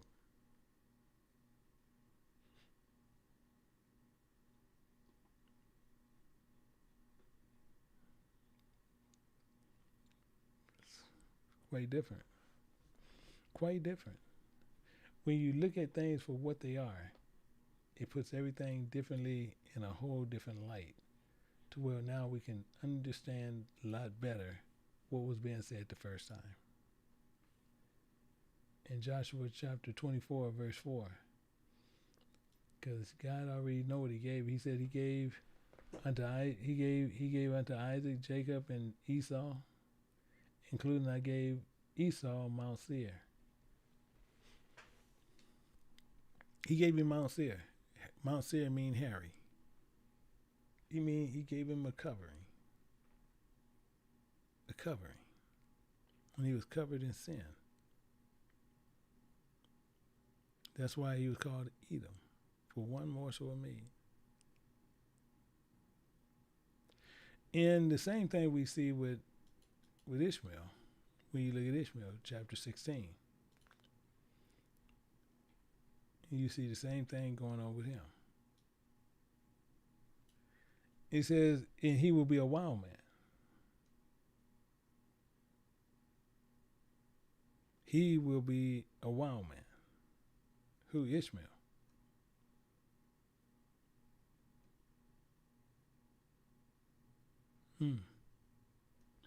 Now with that, I want to show you something a little bit more. We're going to look at something in Isaiah. In Isaiah chapter 21 and verse 14.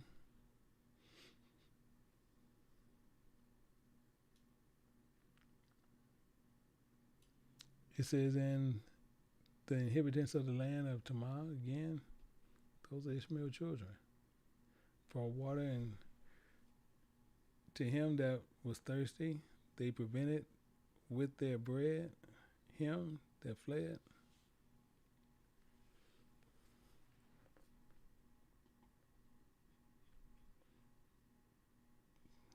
So we had the problem. We have a problem. Because the problem between all this, and we have this big issue between these two people. I have showed you everything with this Yahushua, Jesus. And the same with you. I've shown you a lot of information that I know you guys can go back and read. I want to give you just that little bit where you guys can go back and research it and check it. And show me where it's wrong. Show me where it's wrong. Because I'm going to show you the biggest problem that we have with each other. And it's found in Genesis 49.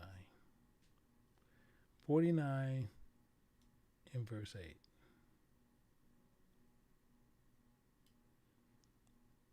This is where our biggest problem is. This is the problem between Muhammad and Jesus.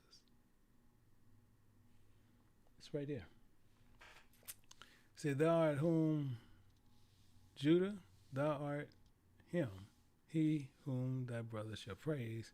Thy hand shall be in the neck of thy enemies, thy father's children shall bow down before thee. This is what the issue is. The reason why this is the biggest issue of the entire thing is, one, we know Yahushua came through Judah. Yahushua came through Judah. And the reason this is the biggest problem is because Judah is telling you about praised. And that's what Judah means. The problem we have with that is Muhammad mean praised. So we having two people is being called of something that everybody have a problem with. Judah mean praise and Muhammad mean praise.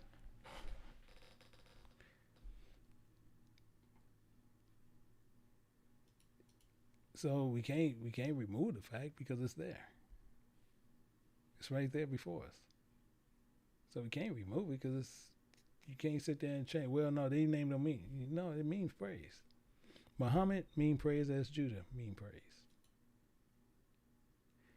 In Deuteronomy chapter 26 and looking at verse 17.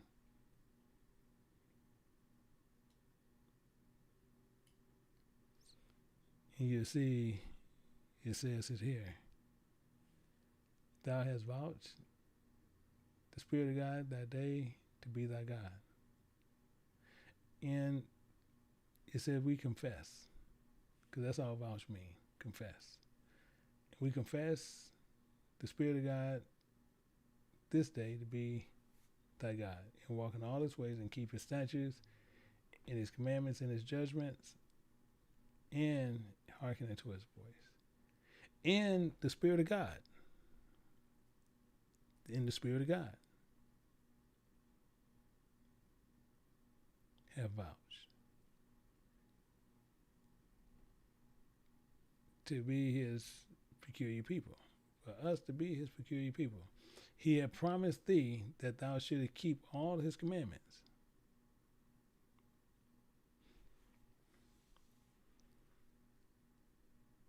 He did this. And the main thing is we got to remember some things that he also have in place over here. I'm not here to, I hope this happened to you this. No, I'm not here for that. We're here to make sure you understand why we don't have a problem with you. In Ezekiel chapter 33 and verse 2, he said this all the way through. He said, Son of man, make thee to the children of thy people. Speak to the children of thy people, and say unto them, when I bring a sword upon the land, if the people of the land take a man of their coast, and set him for their watchman. He said, I don't get what they're saying. I tell you what they're saying. He said, speak unto the children of thy people. You guys are the children of Abraham. It's a fact. Can't get around it. Can't get around it. But he's telling you, when I bring a sword upon the land, providing the people of the land, take a man of their coast. So if you decide to take this over here and set him for their watchman, and we be your watchman, he says a little bit more. Providing, when he seeth the sword come up upon the land, he blow the trumpet and warn the people. Then whosoever hears the sound of the trumpet, take not the warning. If the sword come, he taketh away. His blood shall be upon his own head. This is why we was giving you the warning. This is the warning of the entire scene. You'll see this again. You'll see also more where a lot of this you have from Isaiah. We'll look at this in 33, in verse 22.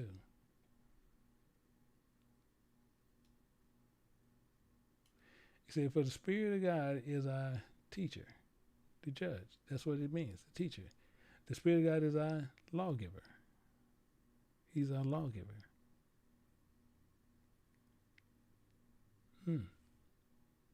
The Spirit of God is our King. He will save us.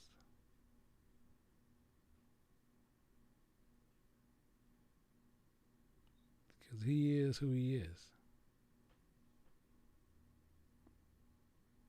And we got to remember one thing with Christ. And we're going to find out a couple of things that you're going to find out is really important on what's going on here. And we're going to see part of this in John chapter 10, verse 14 and 16. Christ is saying that he says, I am the good shepherd. I know my sheep, and I am known of mine. He's telling you right up front. As the Father knoweth me, even so know I the Father. I lay down my life for the sheep, including other sheep I have, which are not of this fold. Them also I must bring, and they shall hear my voice, and they shall be one fold and one shepherd. So, in this closing up, I want to show you just a couple of things with you, just so you can understand exactly where we're coming from. I'm going to show you a parable that's in Genesis, but it's nicely sitting there hidden for us to see it. Nicely hidden for us to see it. In Genesis chapter 22, and we're going to look at it verse 6. I'm going to show you this and to where we can get it. It says, Abraham took the wood of the burnt offering. Burnt is talking about living. Or you taking a live gift. And laid it upon Isaac, his son, and took the fire of his hand and knife, and they went both of them together. Verse 7, and Isaac spake unto Abraham his father, and said, my father. He said, here I am, my son. And he said, remember the fire and the wood, but the lamb for the burnt offering.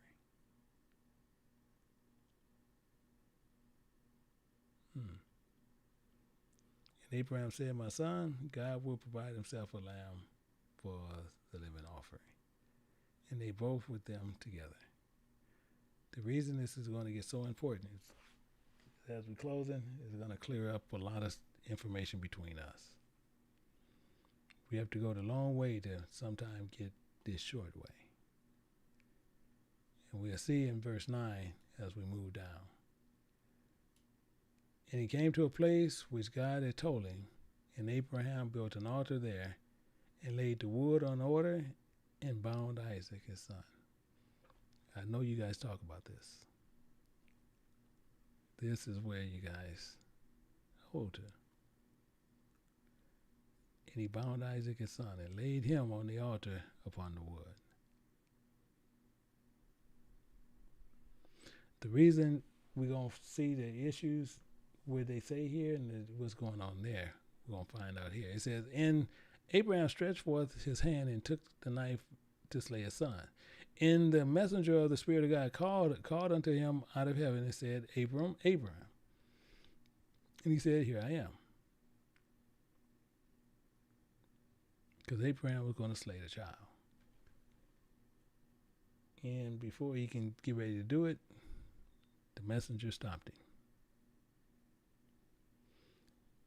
But I want you to pay attention, because they use Genesis 22, but I want you to pay attention on what he's saying here. As we go down, we're going to see some things. And he said, lay not thy hand upon the lad, because the lad was not the focus. At any time, Isaac was not the focus. It says, neither do anything unto him, for now I know that thou fearest, you desirest God. He didn't say nothing about Isaac. Isaac was a token. As with Ishmael. Ishmael was a token to where he can leave an inheritance. But he has to be willing to trade that inheritance in for the inheritance of the kingdom. But he's telling him, seeing thou hast not withheld thy son, thy only son from me. The only one he had with him. Abraham looked up, and here's the part right here, what we need to know.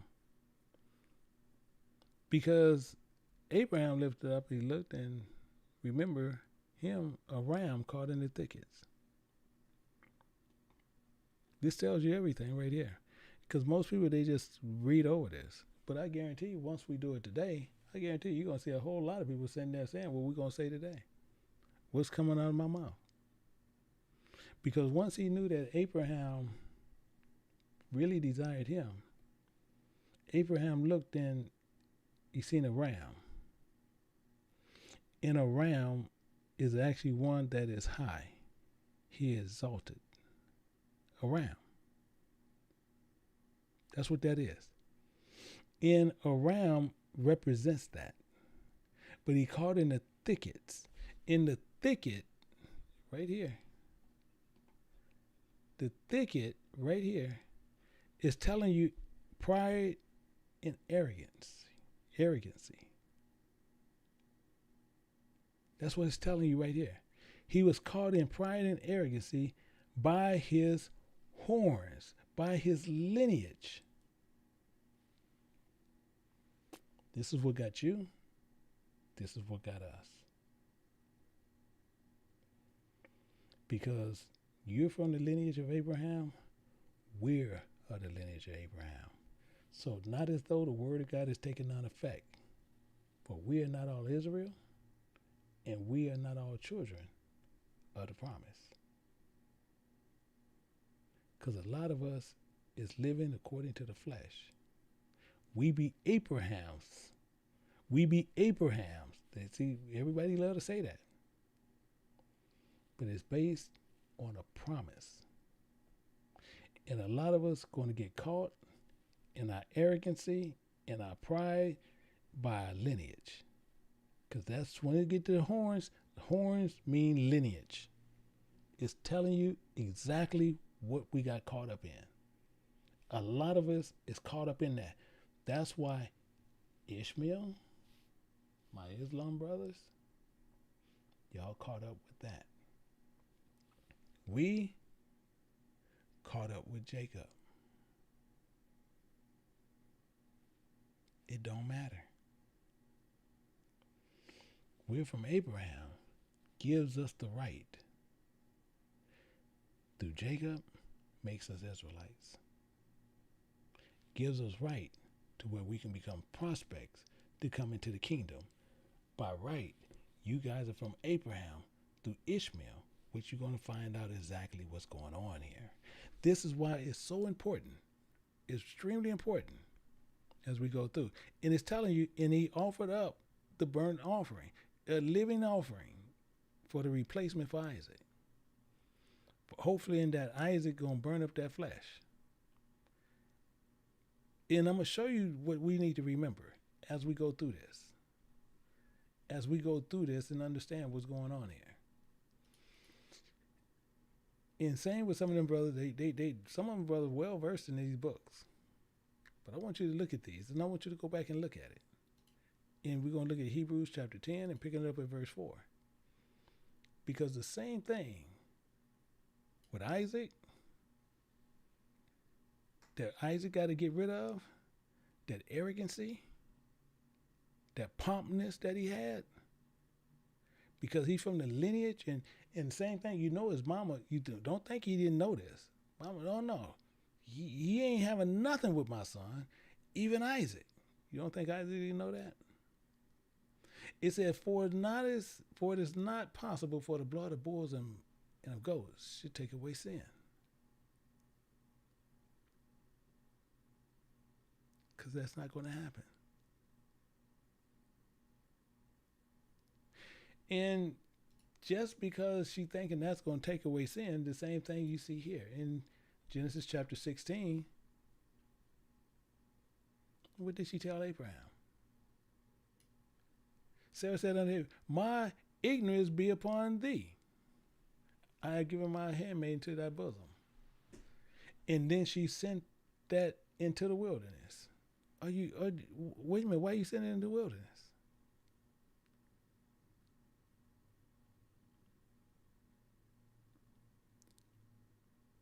You even see later, Genesis 25:28, the identical thing. Isaac loved Jacob and because he ate the vision, but Rebecca loved Jacob.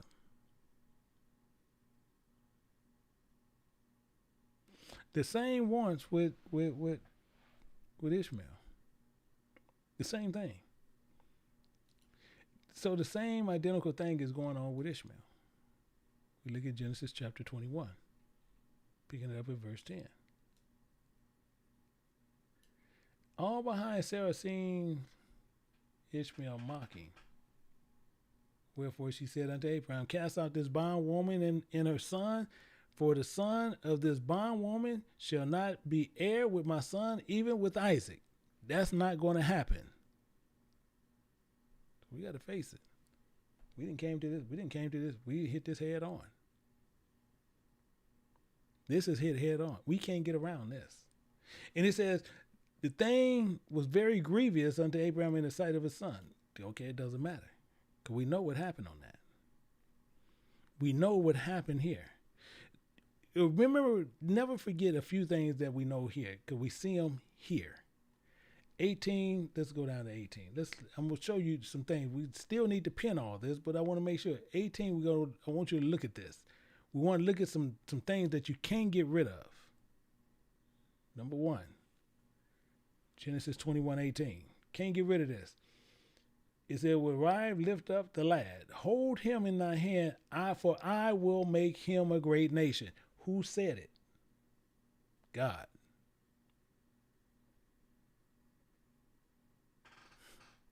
God. I don't care how you look at it, how you flip it, how you script it.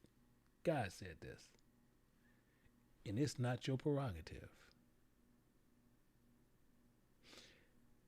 God opened her eyes,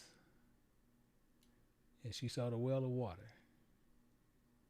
And she went and filled the bottle with knowledge and gave to the lad to drink. But he was a wild man.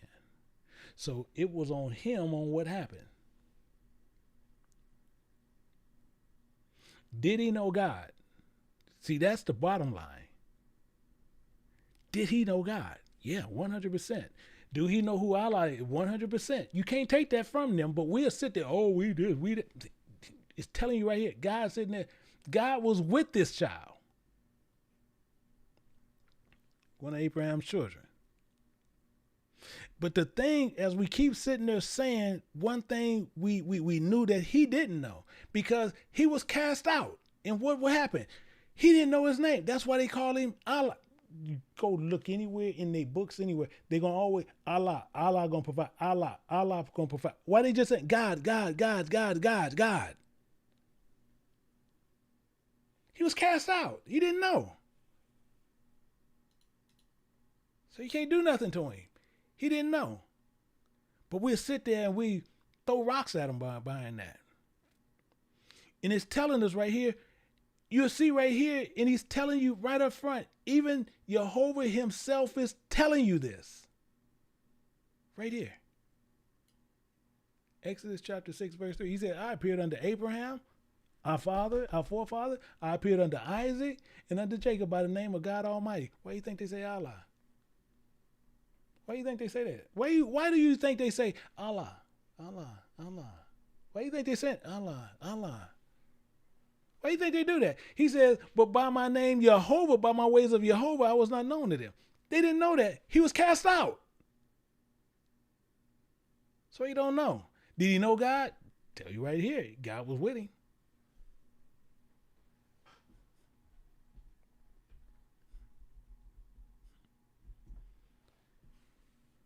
Who cast him out? We did. We got to fix this.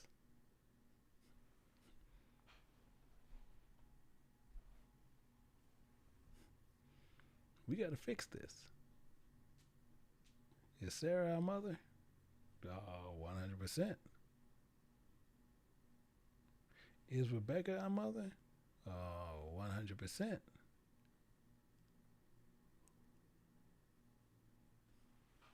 Is Jacob our father?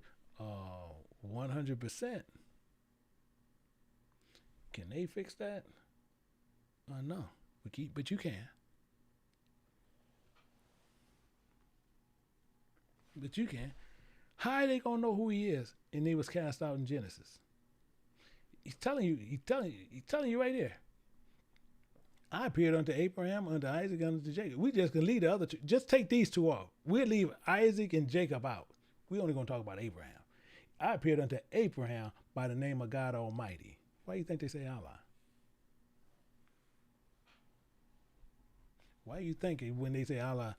And I done had people used to ask me that. Man, do Allah mean God? Yeah, I mean it. I just leave it alone at that. I just don't say anything. Do we know?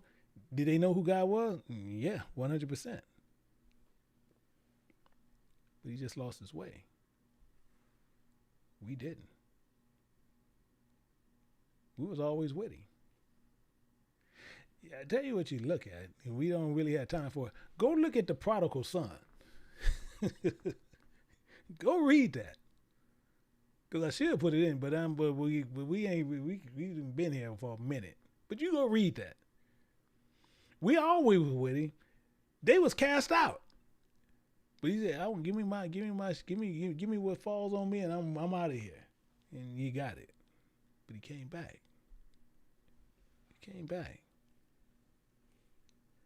He'll tell you. He says, I will take you unto me for a people, and I will be to you a guide. And ye should know that I am the spirit of your God that brought ye out from under the burdens of the Egyptians.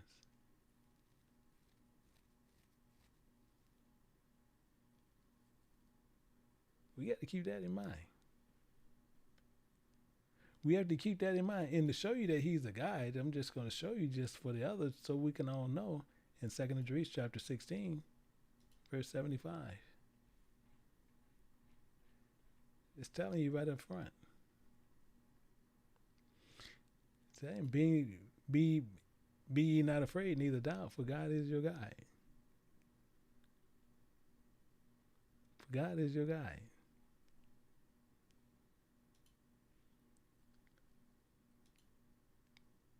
But we want to sit there and do everything contrary. And not knowing what's going on. It says, and other sheep that I have, which are not of this fold.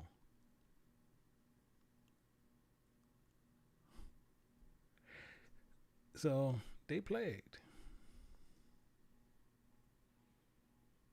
They are plagued. They don't even know they plagued. Most of them don't even know they plagued. I tell you the weirdest thing, and I done seen it. I don't know, but I done seen it on TV. You done seen it on you can actually, I don't know, you might can still catch it on YouTube somewhere. But this before YouTube was out. You had some of these Arab kids, some Ishmael kids. They were so loaded with money.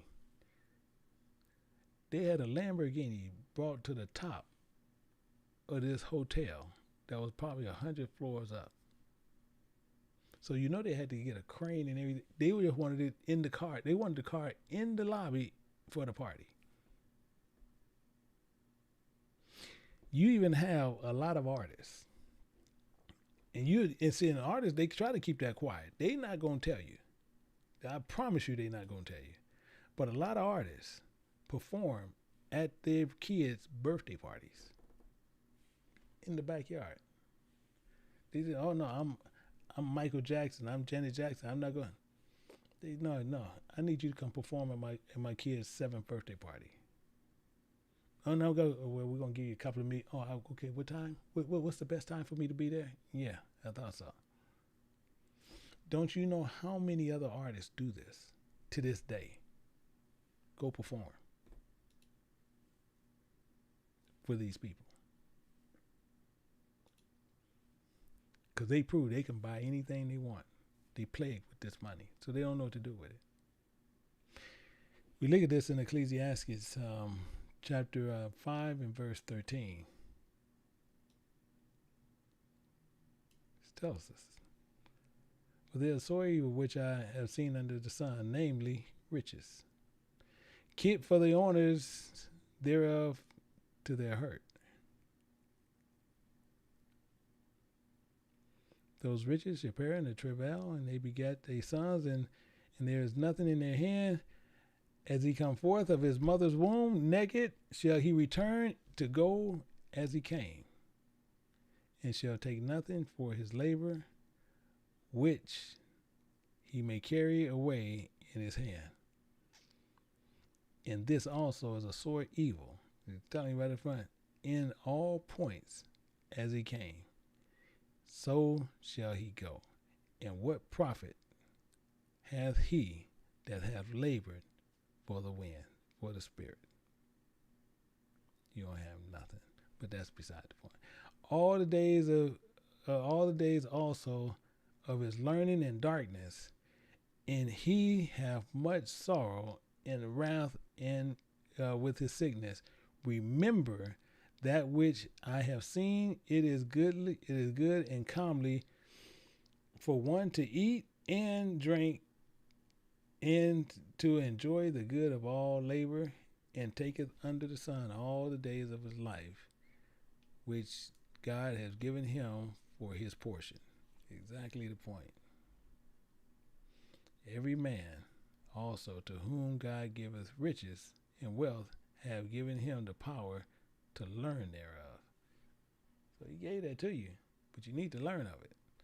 That's the part. And take for his portion and rejoice in his labors, for it is a gift to God. So it's time to wake up, my brothers. It's time to wake up. And as we finishing this out, we just making sure we clearly get what's going on. We clearly get what's going on. The same thing with Isaiah chapter 29, verse 9.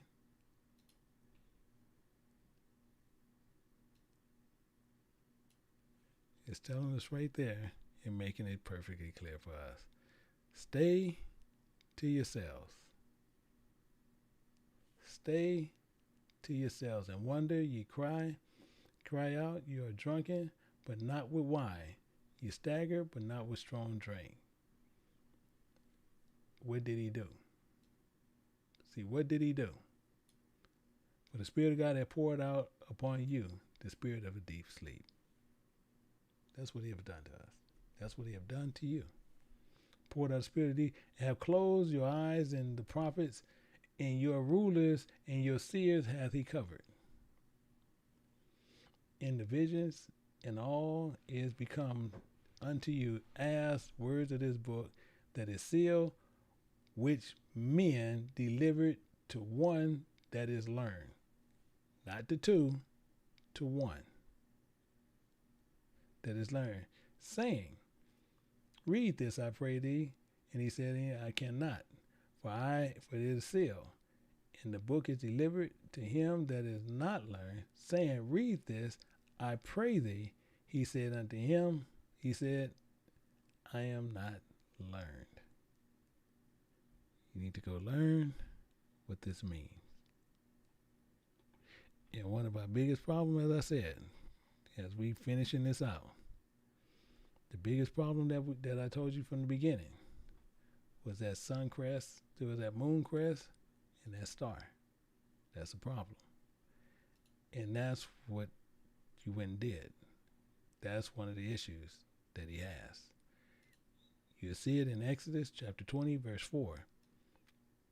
And he told us clear as day, in the same thing with you, because I know Abraham let Ishmael know. Thou shalt not make unto thee any graven image or any likeness that is in the heaven above, or that in the earth beneath, or that is under the water in the earth. He told us this. And you had that crescent moon and that star for Islam saying you are submission to God, and that is your faith, and that's not. And one of the biggest things that you guys ask, and that you guys even have in your Quran, as we close this out and showing, because I'm going to show you, I'm going to even show you the verse in your book, because you said, was Abraham a polytheist and one who worshiped many gods? No, he wasn't. But Abraham was a hardcore follower of Christ, 100%. Was Abraham a Jew? 100%. 100% he was a follower of Christ.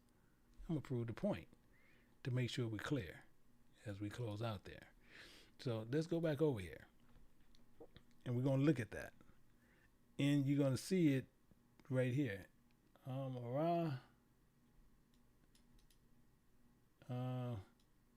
We need it. I think it's that one. No, is it? Yeah, this is it right here. It's saying, tell you right here, in Amoran 367. It's telling you right here. It says Abraham was neither a Jew, a follower of Christ, nor a Christian. No, I wouldn't put that on. See, this is how I would know this is a more up-to-date book, and all your books have that. Because this was not ever spoken of. But it says Abraham was neither a follower of Christ nor a Christian, but he was one inclining towards truth, a Muslim submitting to Allah. See, that's why you keep going back to Allah. He was not a polytheist. Yeah, he was not a worshiper of many gods. But I can prove the point. I'm going to prove this point to you. And to show you exactly what he was doing. So the same thing is here. So the main thing is, you got to ask him here. In Genesis chapter 12, verse 1. And the Spirit of God had said unto Abram. He told him right here. He said, get thee out of that country and from that kindred, from that father's house, unto a land which I will show thee. He followed Christ. It's telling you right here.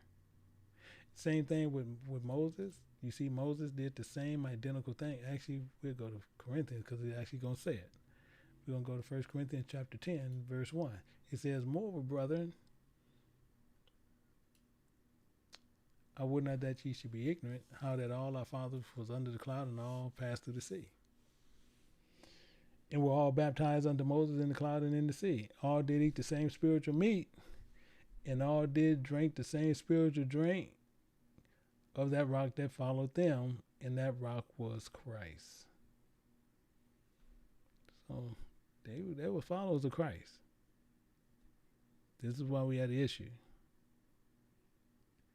And the main thing is what a Hebrew is, and making sure you understand what is one who passed over. He went from following of the flesh and went into following of God. And you see all that, all of it's there. And we know that what Abraham was. We know what our father Abraham was. And for some reason, the reason why they sit there and they talk about the main thing is what he wasn't. And he was not a Christian. But it says it came that one had escaped and told Abram, the Hebrew, the one who had passed over, because of what Abram was doing. He was following Christ. He was one who passed over. That's why it's saying it that way. And he was following the word of God, which we'll see also here in Wisdom of Solomon, chapter 18, in verse 15. You'll see it here. The almighty word leaped down from heaven. So I'm not telling you anything crazy. No, God the Father, God the Son, God the Holy. I'm not doing that. You see me doing none of that. Because the almighty word leaped down out of heaven, out of that royal throne as a fierce man of war into a land of destruction. And Abraham followed that. Abraham followed that. So this is why we have that. So the same thing is, we'll see Baccarat 113. We can go back there. I believe that's pretty much it. 1 second, let me make sure. I want to make sure that it's all done there. I want to make sure all that is done there.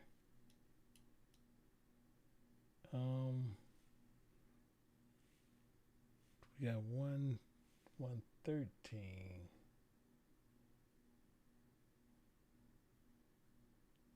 I believe, 2 113. Uh-oh.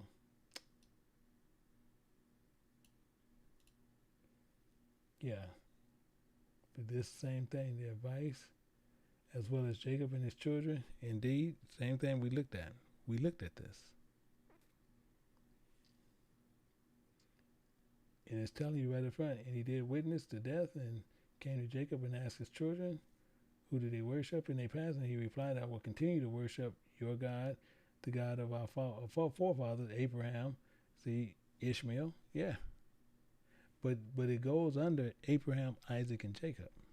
Ishmael was cast out, but Ishmael still worshiped that God. So you just decided just not to put Jacob in there. For whatever reason, that's how you guys did it. That's your prerogative. That's your prerogative. So with that, and as we close this out here, did Isaac and did he know who was who? Did he know who was who? 100%. Did he know who God was? Yeah. Do they know who the God of Israel is? 100%. They just didn't know what happened in between. But I showed you what happened in between. I showed you what went on. And they called him Allah because they didn't know the name. They was cast out. Abraham didn't know the name. Ishmael didn't know the name. Jacob didn't know the name. Isaac didn't know the name. So we go back to why. And hopefully I answered that why for you. And hopefully with that you guys can continue to understand exactly now what's going on, why stuff happened the way it did. And we shouldn't have that issue anymore. But the same thing as people go through and they go after these people and they want to do certain things with them and talk about what they don't know this, they don't know that. No, they just didn't know the name. But can they make it? Yeah, they can, 100%. That's why I never sit there and never, people sit there talking about, man, I say, dude, if something went down, I'll put my wife and them right there because I know they'll protect them. They had never treated me personally ill will about anything. Ever. But the main thing is, we just have to know exactly who Ishmael's children are. Was Ishmael children in the Bible? Yeah. It's just coded. All you got to do is know what names mean and know what they mean. Oh, you'll find out a lot more about that. A lot more about those children. A lot more about them. So the same thing is with this afternoon at 3 o'clock. I will not be doing that one this evening because this one here went way past what I needed it to do. So I'm going to end up moving that one out a little bit more. I move it probably to another date. I might move it out to Monday. For the blood batteries, I believe I'm doing. So I will be changing that one. But one of the things is I want you to understand exactly what is going on with those people. I want you to understand exactly what is happening. Same thing, like my son as well as myself. You know, I hate to even say it the way I'm saying it, but I'm just saying what it is. Like when they sit there, like they be out there and they sell them bean pies and that, them boys ain't no joke. I have been to some of their weddings, and you sit there and they sit there and they say the same thing, but they call him God Almighty and they hold to it, but they just don't know the name. Can they lose by what they doing, holding on to the things of the flesh? 100%. The same as us, holding on to things of the flesh. We can lose all of us can lose our salvation. So hopefully you understand Islam and follows the Christ. So when you see Christians fighting over you trying to do something, they are what they are. I showed you what they are. When you see these Islam brothers, you can see the confusion there. They open up to talk. You can use these scriptures, and you can have dialogue with them. But the best thing is, you can see where Christians is used in a derogatory state in there, which I can really care less about that. But you can see also in there where you're looking at so much with the Jews, and I get what they're doing. But the main thing is, with each and every person, just make sure that you're not there to attack them. Because when you sit there talking about that their Allah is crazy, their Allah is stupid, their Allah is this, their Allah is... No, what they doing, they know who God is. The problem they doing is putting an idol there on what we did. When Moses and Joshua was coming down, and what Aaron did, Aaron erected a calf. So we, just like I said, we can't throw no rock at them that the rock can't hit us. Cause they can sit there and say, y'all erected a calf. 100% we did that. So they erected a star and a crescent moon. But they need to get that moved, as well as with the book that they have. That book is mainly commentary in there, and most of them will tell you that same thing. So with that, I hope that that answered all your questions with this, with Muhammad versus Jesus versus Yahushua, Islam versus follower Christ. So hopefully those answers you got. And with that, I'll say to each and every person, until next time, until we meet again, I'll say to each and every person, Shalom.